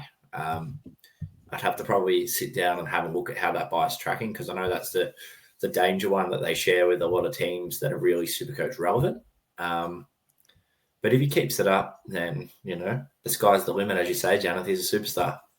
His next 3 are really hard. He's got Paris Andrews. He got Wilkie, but then Sam Taylor. Sam Taylor, I think he's matchup proof, mate. He's no bunny, surely. Jacob Weathering played such a good game against him. He kept him to 2 goals, which at this point is incredible. 125. I think Taylor's the best defender in the league, personally. No one can get near him. Like Nah. at the highest point, no defender can get near him. That's why I think if you compare him and Thilthorpe, if you had to pick one, which I know it's dangerous because he's a key forward at the end of the day, I think Darcy could be a top 6. And he's someone that we look back at the end of the season is like, oh, we just that How old is he, boys? key forward. 21, 22, this bloke? Unreal. Taking the piss. Yeah. Well, here's the top 6 by average. You got McRae with a 127, Luke Jackson, Dog with a 117, Sam Darcy 114.8, sits at number 3. Jesse Hogan's next with a 112.5, Baz Linkart with a 112, and then you got Isaac with a 106.3. So, geez, some names at the top of the list that I don't think many people would have predicted. You've then got Toby Green, Thilthorpe, Daniel, and Jai Simpkin to round out the top 10. So some interesting names in there, but I think it's all going to be about the DPP. But what I will say, boys, and I know you boys will say it is, yes, we did it, but never trade out your primos. Yes, that's right. Never trade out your primos. All right, Never do it. Let's get into the mailbag. Look, I think if we go into I reckon there's going to be like 50 50 again. 40 questions. We're going to power through this because I think we will just go through as quick as possible. All right, let's start with Troy. Troy, with Bice playing so well, is it worth going Roberts up to a primo defender? And he sent his side in here. Whitfield was Roberts. So he's gone Roberts up to Whitfield. Prior Bice. No. I probably wouldn't. Roberts. Hold Roberts. What do you think? He's a gun. hold Roberts. 1 hour. Hold Roberts. Roscoe? Author restrictive too. I like Remember that that. defensive Author line. can be restrictive. Yeah. Go And on. Roberts was just stiff. You like the defensive line? Yeah, I do Ross? like that defensive line. Yeah. Cool. There's just another one that's come in there. Cool. All right. We'll just... Oh, sorry. I don't know what's going on there. Here we go. Mitch, use a boost for this. Can't do it with any other rookie than Dudley. So he's gone Whitfield, Brayshaw, Dudley, in for O'Driscoll, Rosie, Henderson. Jeez, I reckon he's robbed a bank here. How much cash did he have in the bank before this? That is like what an upgrade. Like O'Driscoll's been fantastic, but gone for 4 to 6. See you later, mate. Rosie's been a little bit disappointing. Henderson's a rookie. Whitfield and Brayshaw in for that. I absolutely tick that off. Yeah, 100% tick that off. Yeah, absolutely, Mitch. I'm ticking it off, but what I will say as a Rosie owner, be fully prepared for response after 2 sub 76s, technically. Yeah, that's probably fair. What would you say though, boys? Dudley this week, or if possible, if you could bring in Sandy Brock, would you go Dudley or Brock? Like if the DPP allows. I don't think it does, but if that's the case. I'd still be going Dudley because you got that guaranteed price rise. You got the guaranteed price rise. I just worry with McGovern coming back into that side. I think Brock's in trouble. Where Dudley keeps his spot with other players coming back. I see a world, but don't like his scoring potential in that role. Yeah. All right. Tick. Hey lads, with the Noddy news, think a lot of people will be looking at him down and Finn Callahan up to an Uber. Yeah. Yes. Yep. Whitfield, Merritt, Sarong, Brayshaw. Rank them. I'll start with you, DR. All right, I'm going to go Whitfield, Brayshaw, Merritt, Sarong. Okay. So I think I would go Whitfield. You said Whitfield, Brayshaw, Merritt, Sarong. Yep. Yeah, I think I'm the same. Yeah. And I think that sums it up pretty well. All right. I think I've changed. I'd almost have Brayshaw. Go rogue. Go rogue. All right. Brayshaw one. Because I'm looking at Brayshaw over Whitfield this week. Exact same scenario. Exactly the same. We will break Lockie Whitfield. There's nothing surer. Brayshaw's got Richmond, boys. Oh, yeah. I've already put the tweet out apologising in advance for breaking him. So. Look at Sinclair at M1. Look at him at M1. We're just talking about this. At M1. Jeez, that's interesting. Look, in this case,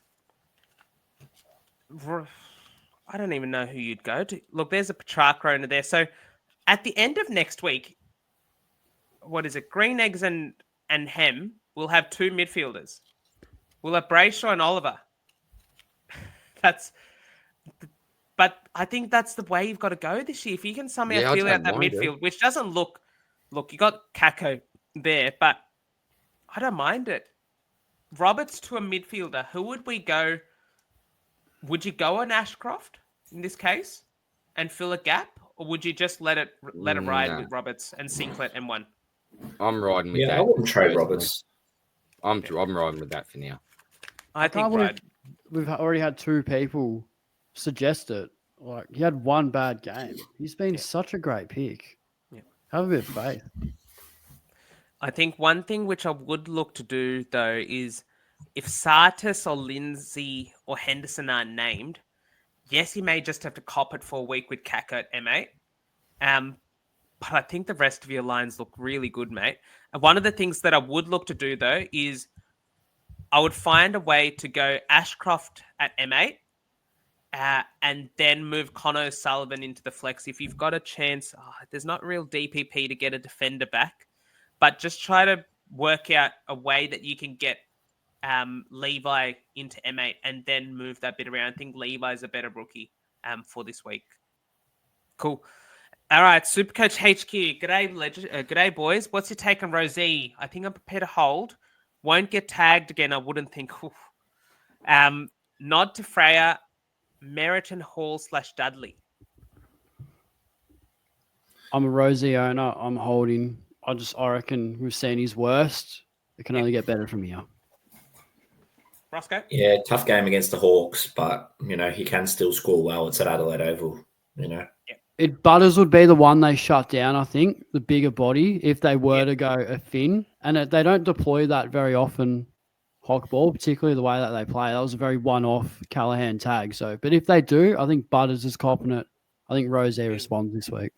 Spillsy, do you know what I just love about that statement? I love that you called a 1.8 meter midfielder a big boy, but Saki Butters does play Mate, like a big he is boy, a bull. He is He is a honestly. bull. He is a bull. All right, Kata, do we tick these trades off, mate? Nod and Freya to Whitfield and Clay Hall. I think that's a tick. Yep, but don't use the second boost. Don't use the boost to Henderson to Sardis. No. Lindsay? No, don't do that. No. Cool. The two, the first one's fine.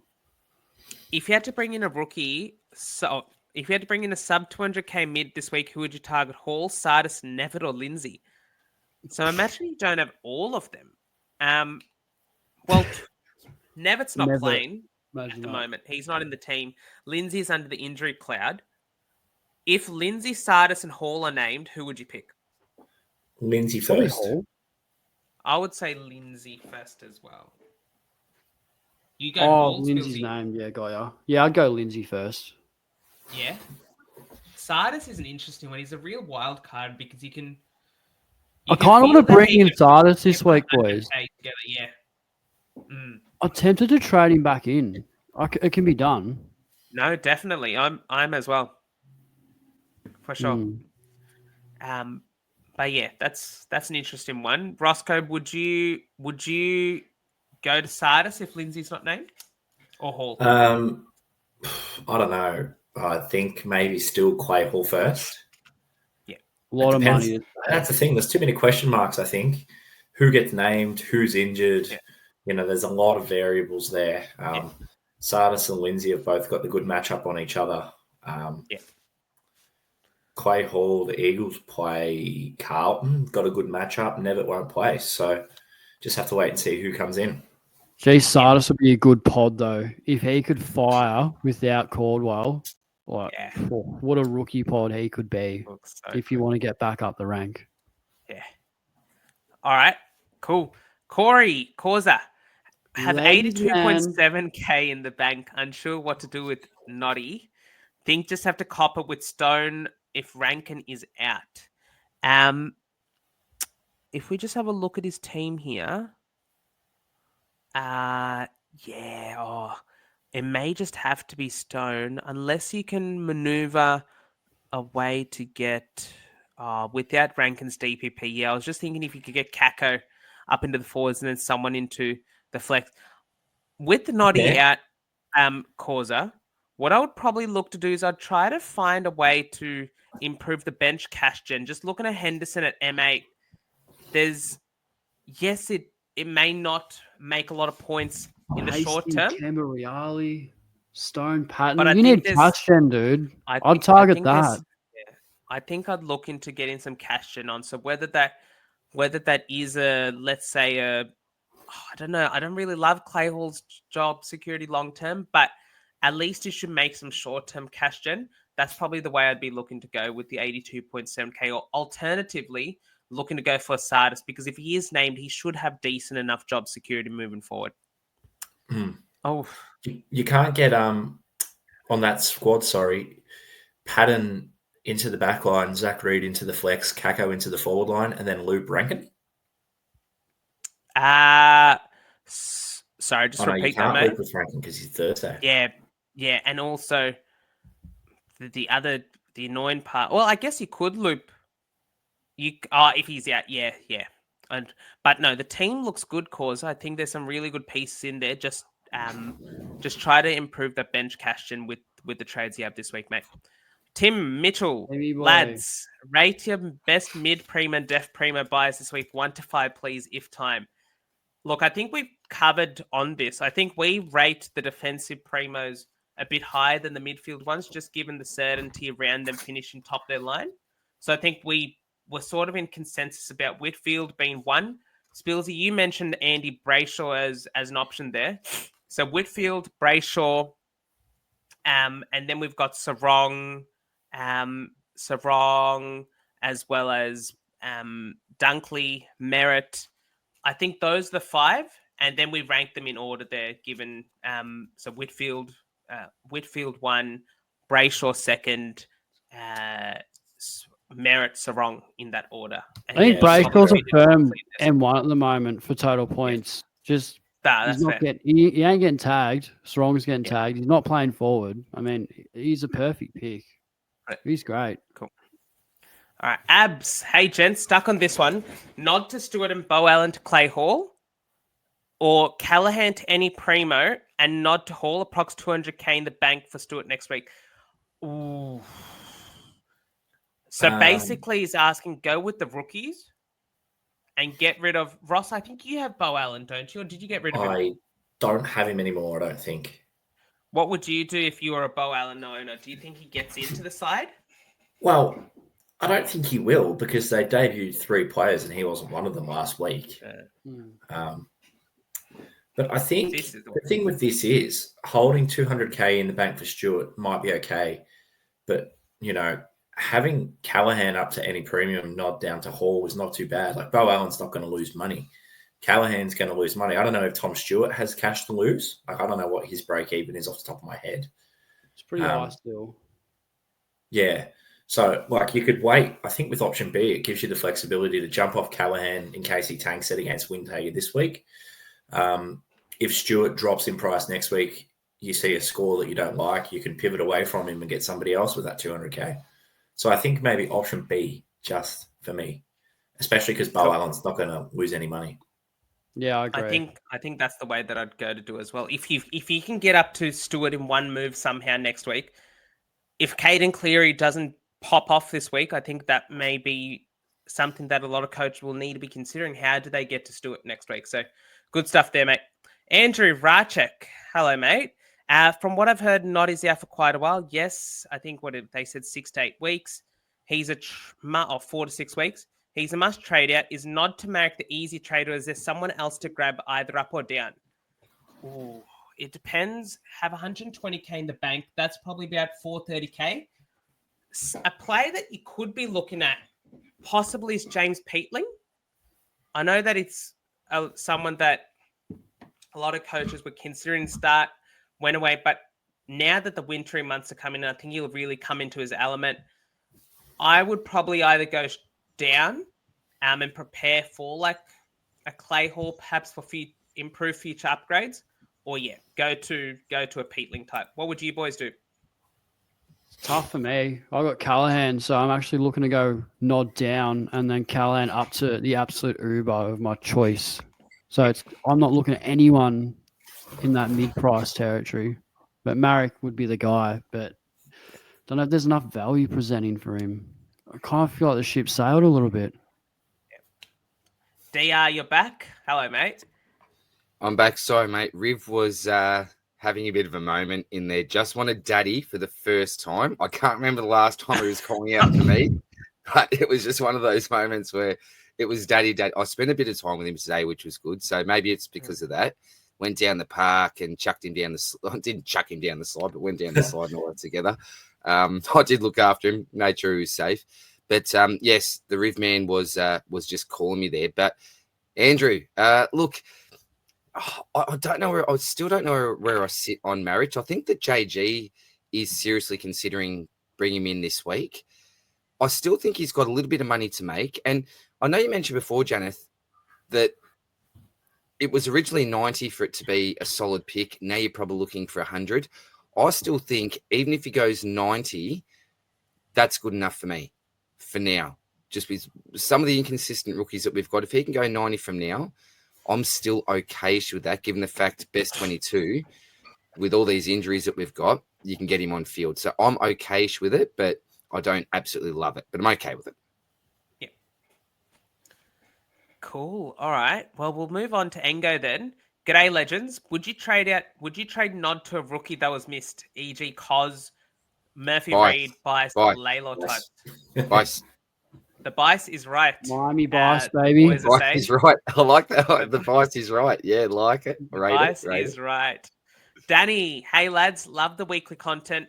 Will Ashcroft to Jake's Liga and are they keepers? Ooh.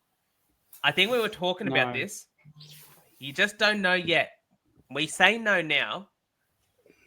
But if we get a couple of extra weeks of data on these two blokes and they're still going strong, it may be late. But I guess that's where it's a real gut call there. Do you think that they're keepers? I think we're in consensus at the moment that they're probably not going to be top 8.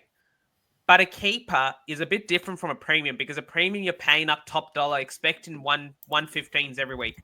Whereas a keeper, you may be happy with the 105, be that last upgrade, or possibly even be your M8 or your flex come season's end. Do we agree, boys?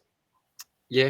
Yep. I wouldn't be like, I think we'd all agree, we wouldn't be super, super, super surprised at the end of the season to see one of them maybe around the 12th highest averaging midfielder. But at the moment, I think it's a pretty big ask from them both. If you're going to bring him in, plan for him to be a stepping stone. You know, that sort of discount premium that you can buy for eventually. It's tough, isn't it? I'd probably pass. But I could be so wrong on this. Yeah. If you treat them as a stepping stone, what's your end goal there? Yeah, exactly. You've got to keep them. That's the only logic I have. Hence why I was so tempted on Ashcroft this week, just because there's a little bit of value. He's coming off a couple of good games, but ultimately, I do see them both making way from your side. Yeah. All right, boys, let's keep powering on. Ross, what would you say? Yeah, I'm not so sure about Ashcroft and Saligo at the moment. Yeah. Like I love them both as a player, but not necessarily as a best 8 or best 10 Supercoach option. Yeah. Awesome. Very quickly from Cheese, favorite takeaway place, boys. I'm going to say Luxor King in Flemington. Absolute goated. So good. DR. That's way too fancy for me, mate. I was just going to go with KFC. I'll tell you what, it's not Nando's because the last time Lisa and I went there, the chicken patty was like that, but it was not right. So not Nando's. DR, I'm so offended. You know my dad owns Nando's? Does he really? No. Oh, you I love your dad. I love your dad. I would edit that bit out dead set for your dad. I love him. No, running joke. Fernando, running joke. Sorry. Rossco, go on. Taco Bell. I'm a big fan of Taco Bell. Oh, Mexican. Okay. No. Spillsy. Much better than Guzman and Gomez. Hot take. Spillsy's gourmet. You can tell Spillsy's a gourmet type man. Come on, Spills. No, I'm going to skip the franchise for now and excuse the pun, but I'm going to say Cheese Pizza just down the road. Elite Oh, pizza good joint. man. They Good man. Yeah. absolutely Sponsored by them, slap. yeah. They're the best pizza Yeah. joint They going slap, around. they So slap. Nah, yeah, treat yourself on Saturday night. That's what I reckon. Unreal. awesome. All right, back to the Supercoach then. Please send through some funny questions. Well, I think it's a good way to break up the Yeah, where's questions. Gigs? Yeah. All right, Logan. Hey lads, nod to Sardis already done. Oh, already done on Sardis. Okay. Better off going Finn to an Uber or Clay Hall via Stone banking 270 or get Clay Hall. Oh, I wouldn't go Finn to Clay Hall. That feels like trouble written all over. Uber. Yeah. Bring in Uber. I like what Logan's doing though. He's thinking about the future. So by doing this, next week he can get Track and Stew in one move. So I like the fact that he's thinking about his forward moves, but I think Finn to Clay Hall is not the right move for me. I'd go Finn to an Uber Primo and Whitfield personally. Yeah. No, sounds good, mate. Ross? Yeah, Uber Premium, Whitfield, as you say. I think that's the way to go. All right. Yep. Cool. Nod to Merit this week means I have to grab Hall over Bice. I imagine that Hall is Clay Hall, not Max Hall. Do I do that or wait until next week for Merit? Wait. Merit plays Melbourne this week. Bit of a spoiler. I personally have Merit as a top 3 captaincy option this week. So playing Melbourne, great matchup there. Is he waiting for him to break-even get is forward still- DPP or is he going to bring him in regardless? I think he'll bring him on regardless. I would bring him on regardless. Being a Missing forward out on- would be the cherry. Missing out on bias is going to be so tough. Like, I would just be getting bias in. That would be my number one priority this week. If I was not a bias owner, is get bias in. That's the best advice. Mate, the best. I haven't advice even tried to find the key that I threw away for him like 3 weeks ago. And if TDK wasn't playing West Coast, you'd almost VC him against the Pies at this rate. No. There we go. Spillsy's on the VC. Captaincy corner, Janath. Spillsy. How many likes would this swordplay video need to get for you to VC Riley Bice on Friday night? Come on. Oh, no. Give us a number. Like 30? 30 likes. He's VC'd him. That's what we get in the first few minutes. He wanted an excuse to VC him, and you've just given him one there. So, all right, Okay. all the best of luck, mate. Spillsy, I better see that big VC slapped on Riley Bice. You can't overlook TDK, surely. No. You can't back down now. You said it. It came out of your mouth. All right, I'll do it. Stuff Well, is. look. Riley Bice will either score 140 or 70 at least. If he scores 120 like he did on the weekend, you take it. But you got TDK hanging out back playing West Coast. Yeah, you got Brayshaw coming in against Richmond as well. So Here we go. Ooh, yes. The peer pressure spills into VC. Content. Good for content, boys. Just put it out there. We got 94 likes last week, so I think you need to go a bit higher. No. Set a We'll bit keep high. it. All right, 30. Rossco. Yep. 30's enough. All right. Noddy to Merit this week. Actually, no. 100 likes. And Spillsy will not only VC Riley Bice, but he will do a live stream watching Riley Bice play on Friday night. How does that sound? I like it. That's a great call. I don't I mind like that. it. Okay. I like it. Bang. See the 100 highs and likes and lows. Spillsy's doing a Riley Bice VC live stream. Let's go. Boom. Boom. All right. All right. No, Shah. Here we go. Merritt, Brayshaw, Sarong, or Dunkley? Oh, there's a lot going on here. I think Thoughts are going- Shah's in the stream here with us. The 4 midfield options we discussed. I think Brayshaw. Yeah, But he's also thinking Well- Nod, Callahan, Rosie to Dawson, Dunks, and Clay Hall. Not bad. I like It's it. not bad. Am I convinced I'd Dawson say- and Dunks? I don't mind it. I think they're both top 8. They I should don't be mind that either. They're all close. I think that's okay. Yeah. it may hinder the ability to make future trades though, just because I feel like a lot of cash is going towards two big mids straight away. But if you've got sort of cashed in across the other lines, I don't mind it. Yep.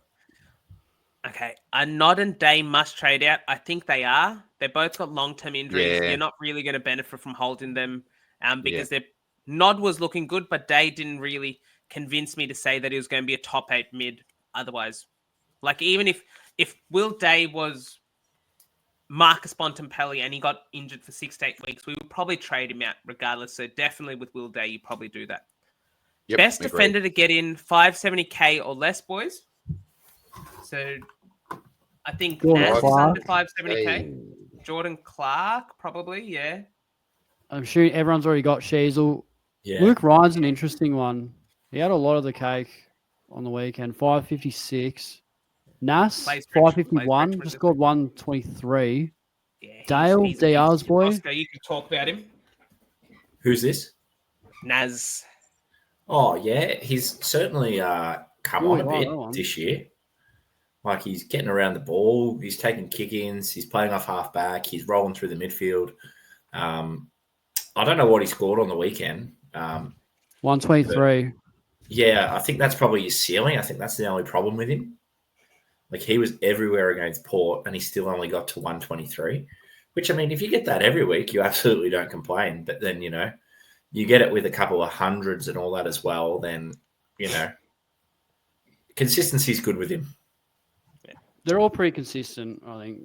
I'll They're give you a all quick 1 to 3. Clark, Naz, Dale for me. 1 to 3. Yeah. Under 570k. Agreed. Possibly, yeah. Yep. Dale looks good. He definitely passed the eye test. I'd have him a I tier think under the other Dale two, and though, Naz, Gav.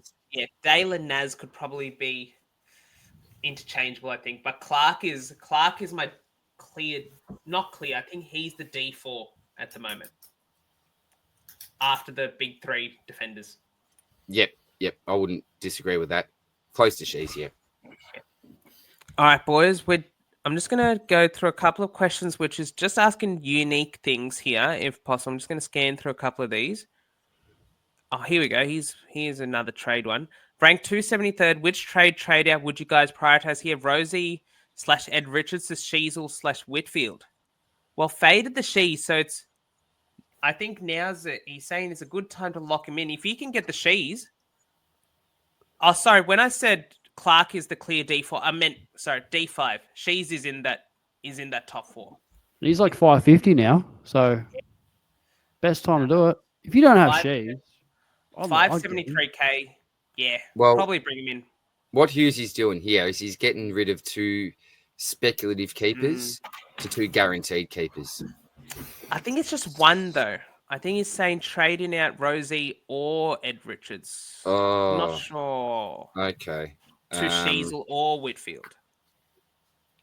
I love with Whitfield. where he's ranked, I'd go Sheasel because it's a pretty defensive pick. You don't want Sheasel hitting form, and he's not in your side. That's the only thing I would really comment on there. Otherwise, they're both Who's great the scary picks. antipod? Sheasel or Sydney. Whitfield? See, imagine not having Whitfield. him in your side. He's By the just way. got 144 against Sydney. DR, you said Whitfield.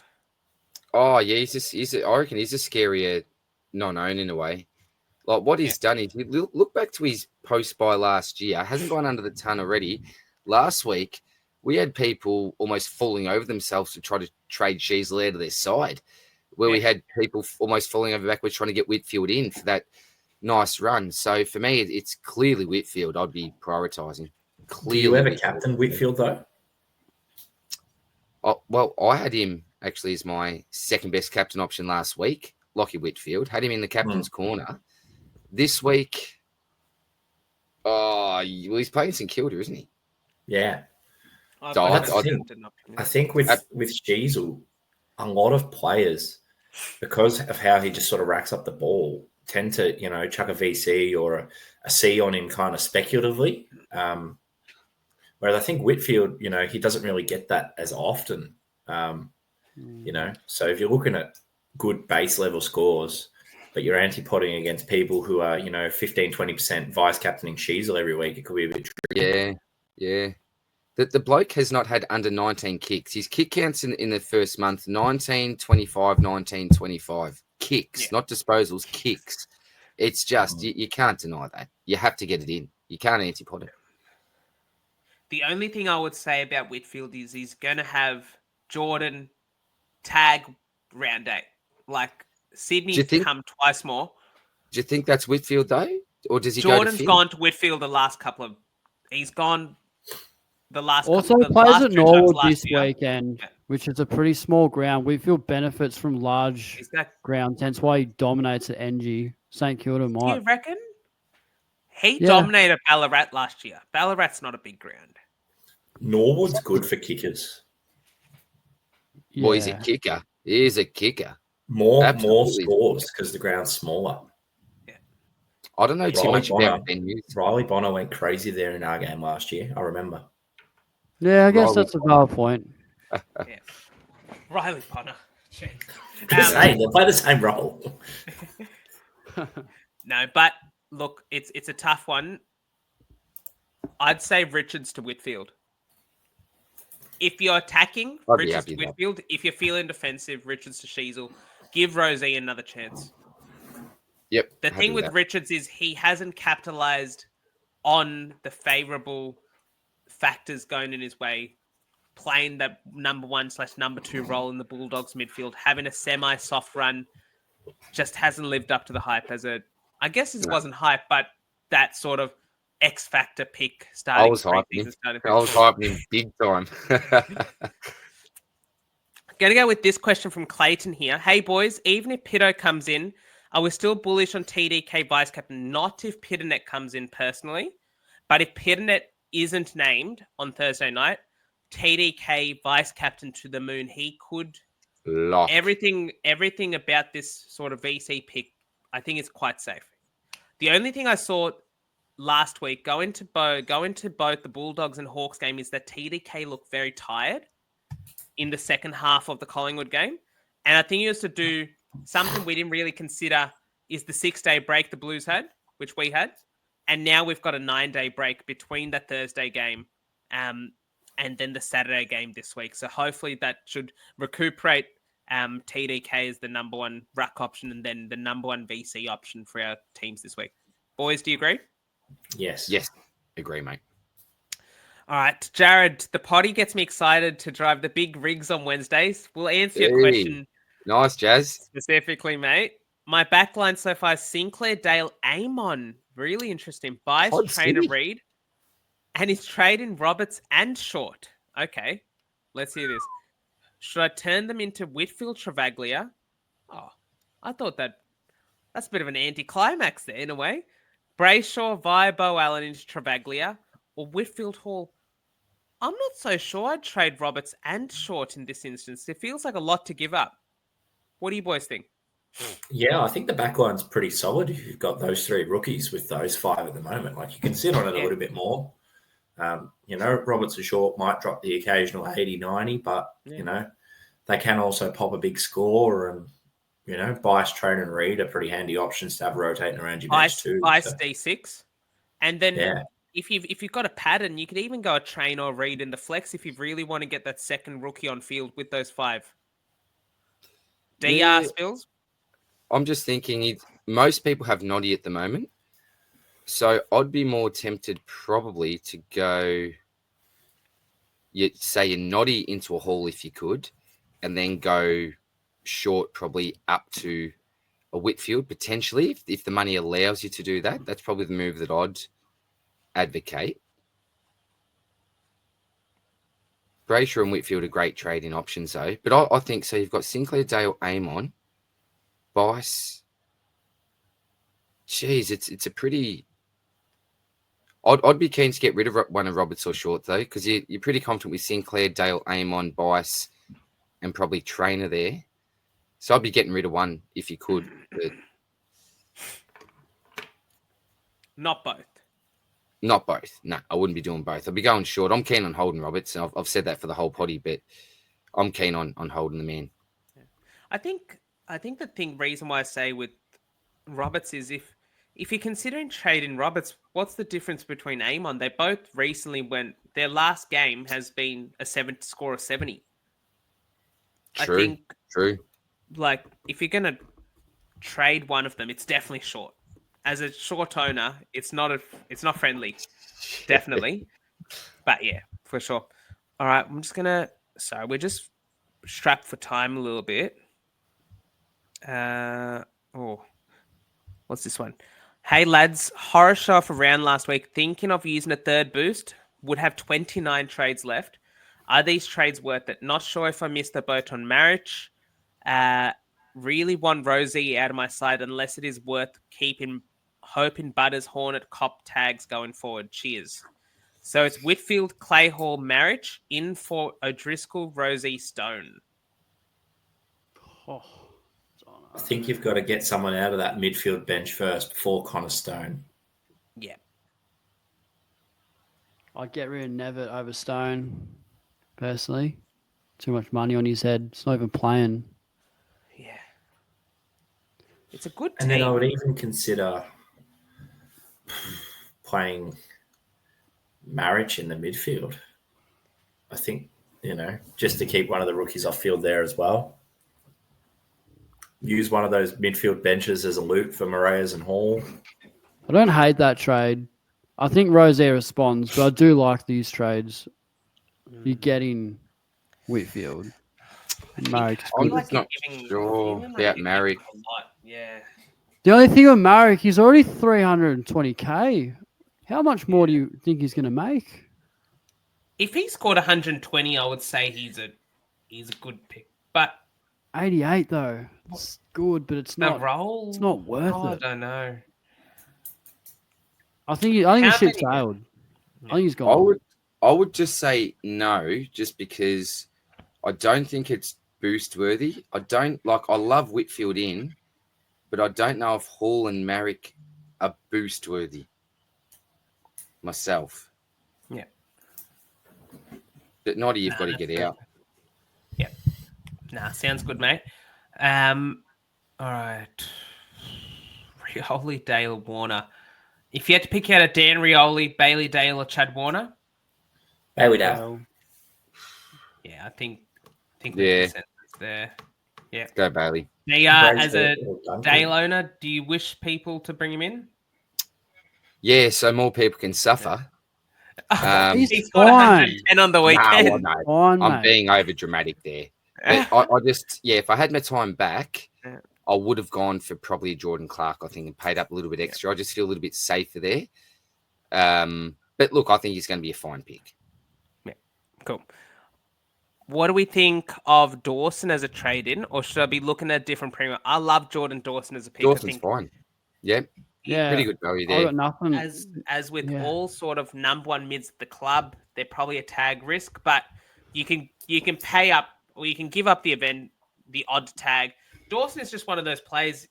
Who are you going to tag him with? Like a Windhager can't go with him because he's so good at clearances. And then a Toby Bedford is too big for Toby. I think Dawson's one of those players where he's almost untaggable. But the problem with him, and I know a lot of sort of a Dawson owners complain about, is the time on ground. Rossco, do you tick this off? Yeah, I like Dawson as a pick. I mean, obviously, we still, as we've said, collectively have a little bit of a doubt over Marriage, but O'Driscoll probably has to go. Nevitt has to go. He's still injured. So the moves out are really good. Yeah, cool. We'll just finish off with one more question here from Dom. What do we think about Josh Ward with his low break-even? So he's got a break-even of 6. His scores so far this season have been 84, 101, 92, which may surprise a few of us. 332K. He's got a low break-even. Will Day's out for months. And Hawthorn have an excellent run in terms of especially round 7, West Coast, round 8, Richmond, round 9, Melbourne. Is Josh Ward an option? I don't know enough about the pick. I'd have to study it more. I've not thought about it once. What's that, Brosco? I'm sold. You're sold. What are you going to bring him in? Maybe not. If he's mid only. If he was a forward, I'd consider it. And Spillsy? Yeah, as I said before, I just don't know enough about the pick. I'd have to do a bit more of a deep dive. But it's a good proposal. I mean, someone's got to come in. I'll give you some extra sort of CBA. So Josh Okay. Ward, the problem with him, he's not a CBA's guy. Like after James Warple went out, that's when Ward came in, but he's only at 6%, 35%, 13% CBAs the last 3 games. So he's not really playing or scoring off of those CBAs, which is a bit scary because at least the CBAs can give some degree of floor. What do we think, DR, about Josh Ward as a pick? It's so speculative, isn't it? It's so speculative. Like if I'm getting day out, I'm just going up to someone who when I say no, you don't know anything in this game, but you've got a pretty good confidence that they're going to be a top premium in their line. I just wouldn't be stuffing. I think the time to stuff around is over now. The time to stuff around and move things around was when the first price rises were happening, or even before that. I think at this point now, we just go with the big boys. Yeah, we've stuffed around with this mid-price madness. A lot of it hasn't worked. Let's just fix it properly and go with more of a guaranteed pick, in my opinion. Yeah. And final question here. Relton Roberts wants to ask a question. Relton. Is it worth using a third boost to trade out Rosie or Callahan? No. No. I would go no as well. Try and do it without the boost. Context. I need context, but Yeah, I'm with Rossco. I'm getting rid of. I've got both of these guys, right? I'm not boosting them both out. I'm going to keep Rosie because I think he's closer to a primo. I think Callahan's got a tag this week, high break even, and he's already cheap. So Callahan's got to go. So I'd get rid of Callahan, hold Rosie, and don't boost. Yeah. I'm so prepared for Finn Callahan to come out this week and Windy goes to Lockie Whitfield, the bloke I've just traded in. I swear it's going to happen, Nah, man. he won't do it. You don't reckon, Roscoe? Because I've got nightmares. KG mentioned It's the a other night. personal game. I mean, he's Windy- turned down millions against St Kilda. I think Ross is geez, gonna hold surely that they've got to against go him. with him, don't they? That's We never true. even offered him any money. Fake news. They're going after him. Fake. Well, Roscoe's salty right now. You don't think they're going to tag Finn Callahan? They absolutely. They are going to. Yeah, it'll be shut Finn him down. Callahan or Tom Green. He won't go to Whitfield. Bloody hope not. Nah, we'll be Look, safe. What I will say is sorry if we weren't able to answer your question. We just had so many questions and just haven't had enough time to go through every single one of them this week. Apologies if we didn't get through them. We try to get through as many unique questions as possible because I know some of the questions were doubling up there, especially talking about Finn Callahan, Connor Rosie, the midfielders to bring in, the defenders to bring in, that sort of thing. But we sort of discussed it earlier as well. Awesome. And keep in mind as well, Stocky's coming out very, very soon.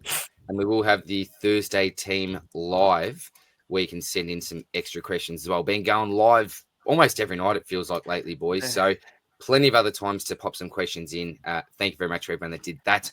We'll finish off with the trades, boys. So you can see the single one for me at the moment, but I got these slides ready nice and early, and this was before the news that Noddy was definitely going to be out for that 4 to 6 weeks. So I'm pretty happy to lock this one in. You can only see 13,400 there. I'm trying to find a way this week to then prepare to bring Tom Stewart in next week. So it may be a case of a Noddy down to a Clay Hall to facilitate that move next week, or else I'm seriously considering Elijah Sada. Scobes has been in my ear for the last 2 days about him, calling him Messi's best midfielder and all this stuff, and he's getting to me. I must admit that I'm starting to believe. So if I do make a second trade, it'll be obviously Noddy out. And do you know what, boys? I could even just wait, keep Noddy for a week, and then look at Cleary next week using some DPP. That's another option I've got. So if it's this week, it's going to be Clay Hall or Sardis. But yeah, every chance I'll just wait this week and then bring in Cleary if he looks all right. Spillsy, you've got Ashcroft. Is this changing? We're not going through this one anymore. About 5 seconds of Janath saying, "No, don't do it." I'm like, "Yeah, you're right." I was never on it. I was just like, just playing around. For I've the been on vibes. Supercoach literally once this week. I've got no idea. But also, when I made these trades, didn't know that Noddy was out. So, yeah, we're going Noddy down to Hall or a Sardis. And even with Sardis, I can still get it done with 14K in the bank. And then we're going to get Callahan up to Brayshaw. Now, DR, I do have a question. Who are you moving to get Whitfield in? Defender only. Do you have DPP somewhere, mate? How's this No, work? mate, we've Because got- I can't bring him we've in. got We've got the flex. We've got the flex. Ah. We're just going to do So it that way. Just going to do it Whitfield's that going to way. be sitting in the flex for me, mate. Just for a little while. Just for a little Yeah. while. Shees is going to get that DPP as well. So I think that Shees is probably a little bit better in the flex because he'll have that DPP after next round. So yeah, Whitfield will stay in the flex just for this week. Then he'll swap with Shees when he gets that DPP, mate. Yeah, just So go on who's the rookie? Brayshaw. No, you're right, man. I'm basically done anyway. Who goes on field? So was Callahan in the flex DR? Sorry. No, so Callahan was in my midfield. I had Yeah. Marich in the flex. So Marich just goes into the midfield. Callahan goes up to that flex. Marriage. Yeah. Got the DPP. Whitfield Yes, comes yes, in. Of course. Yeah. Cool. Janath, how about you, brother? Yeah, so these trades were after the Noddy news. I'm not sure if I'll go through with these, just because I'm not really sure what I want to do with Noddy, whether Clay Hall is a must-have. Like, if Clay Hall is dropped, there's no real rookies that I sort of necessarily want to go with. And so what I may do is just hold off on the trades, just keep Noddy an extra week on the bench, and could even try to possibly go O'Driscoll in two moves to Stewart next week and bring in Cleary if he's looking good. So just going to play it by ear this week, see what team news come up with, especially depending on Lindsay and Nevitt as well being named. There's the possibility that I won't have a loop to use for the captaincy this week, with Patton playing the second game and then Nevitt playing the first game, and Lindsay is the one. So if Lindsay's not named, I'll have a loop for TDK. If not, it may just have to be TDK straight captain. So How about Boyd? Harry Boyd. Could you use Boyd? I don't have Harry Boyd. I've got Not Archer Archer Reed. Oh, first world problems there, isn't it? Oh, jeez. Yeah, poor Janath having Reed over bloody Boyd. Jeez. Murphy Reed as well you got. Come on, Janath. What is I've this, got mate? I've got 3 Reeds at the moment in this team. Tell ya. Wow. Sack, Is it- Murphy, and Archer. Rank him. Murphy number 1. Yeah, Yeah, good pickup. That's Good a on great pick for yourself. it Murphy was. It number was an one. elite I pick won't by rank the the other two. I don't want to make them feel lonely. Number 3. So yeah. Brothers as There well. is. I will give a quick shout out. There is a Twitter account out there which is absolute elite. It's the Read of the Week. So there, I think there's 6 reads out there. So you got That's good. Harley Reid, obviously, Liam Reedy, and they do statistical collation. Ethan Reid, and they rank the best read every single week. It's pretty good stuff. Can't lie. That Read of the week. You just got to follow, mate. You just got to follow Read for of me the there. Read of the Beautiful. week. And Rossco, That's great. your trades, mate. Look, I don't know if I want to use a boost, but I do like the O'Driscoll Callahan to Brayshaw bias kind of combination. And I think from memory, I was about 20K short on it. Henderson to Hall with a boost does allow me to get there. I don't know whether I might take the boost away and hold Henderson and maybe go to Dawson. I'm not sure. Like, is the difference between Dawson and Brayshaw worth boosting down? Because I will get 50K cash back plus whatever Clay Hall makes if he's named. I don't know. I've got a bit of thinking to do, but very early on, I was like, Bice, yes. Brayshaw, yes. And I just popped that boost in there to sort of get away across of getting it done. I've already gotten rid of Campriali, Nevitt, Sardis. So I don't really have anyone else that's not playing that doesn't have sort of loop flexibility other than Henderson. So if you go Dawson instead of Brayshaw, you don't need to boost here No, I can get that done in 2. without boosting. Do you have DPP? Would you consider bringing in one of these mid 500k defenders we spoke about who are more likely to be keepers? But I don't know. I think I could get that done. From memory, I had Bias in the flex, and then I think I had Ben Patton defensive 8, and I was just going to be looping Trainer and Reed. Yeah. So I could get I could probably get like a mid 500s defender as well. Put Patton I do think forward, Dawson's and then fine too, though. yeah. But boys, is Rossco like? Do you reckon he can boost here? Oh, it's tough. Oh. How tough is this? Would you, Ross? Could you do? Because I think Bice is a must because he's going to make so much cash. Yeah. And then Brayshaw, could you just leave out the whole Henderson part and just give Henderson another chance? He'll get DPP next week as well. I You can't. can't have enough afford money. Brayshaw. Can't afford it. Yeah, I'm Like, 800k for the top two and 750k plus 30 in the bank for the bottom two. And You don't 20K have short. enough in the bank. Yeah. Oh, Could you go instead of Brayshaw Dawson? Yes, get it I'm done saying I in could two? do that. Yeah. I'd almost be Oh, happy Henderson. with Dawson and Bice, O'Driscoll and Callahan. Yeah. But yeah, it still does. It depends. How much do you on value you the rank boost? Callahan, as well as that. Yeah.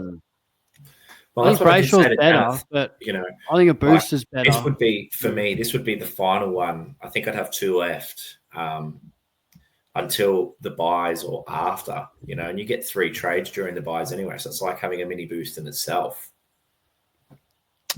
yeah. Might not be what you want to hear, but I reckon Dawson off 2 Yeah. trade. If you can get that done and grab Brayshaw another time.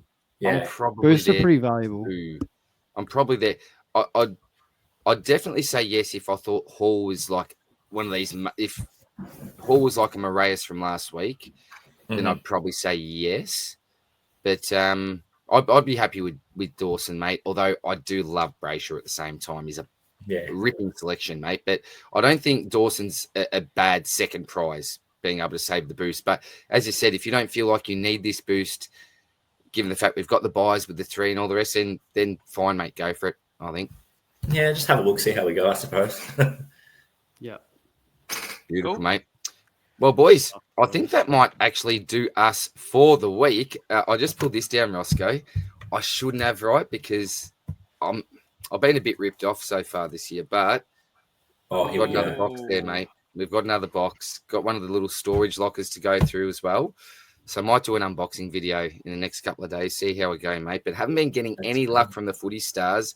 Doubling up with my pink dragon scales, Rossco. It's been a shocker lately. But guys, thank you very much for your company again. For anyone that is listening, we did drop the phrase or the word a couple of times actually during that podcast. So if you think you know what it is, head straight over to the Supercoach Hub Discord, go to the AFL section there, type in your answer, and you could be $100 richer. Do not forget as well, now officially here, not pre-order anymore, official orders going on. I don't know if I'm holding this up the best here, but that Swordplay, the Swordplay polos.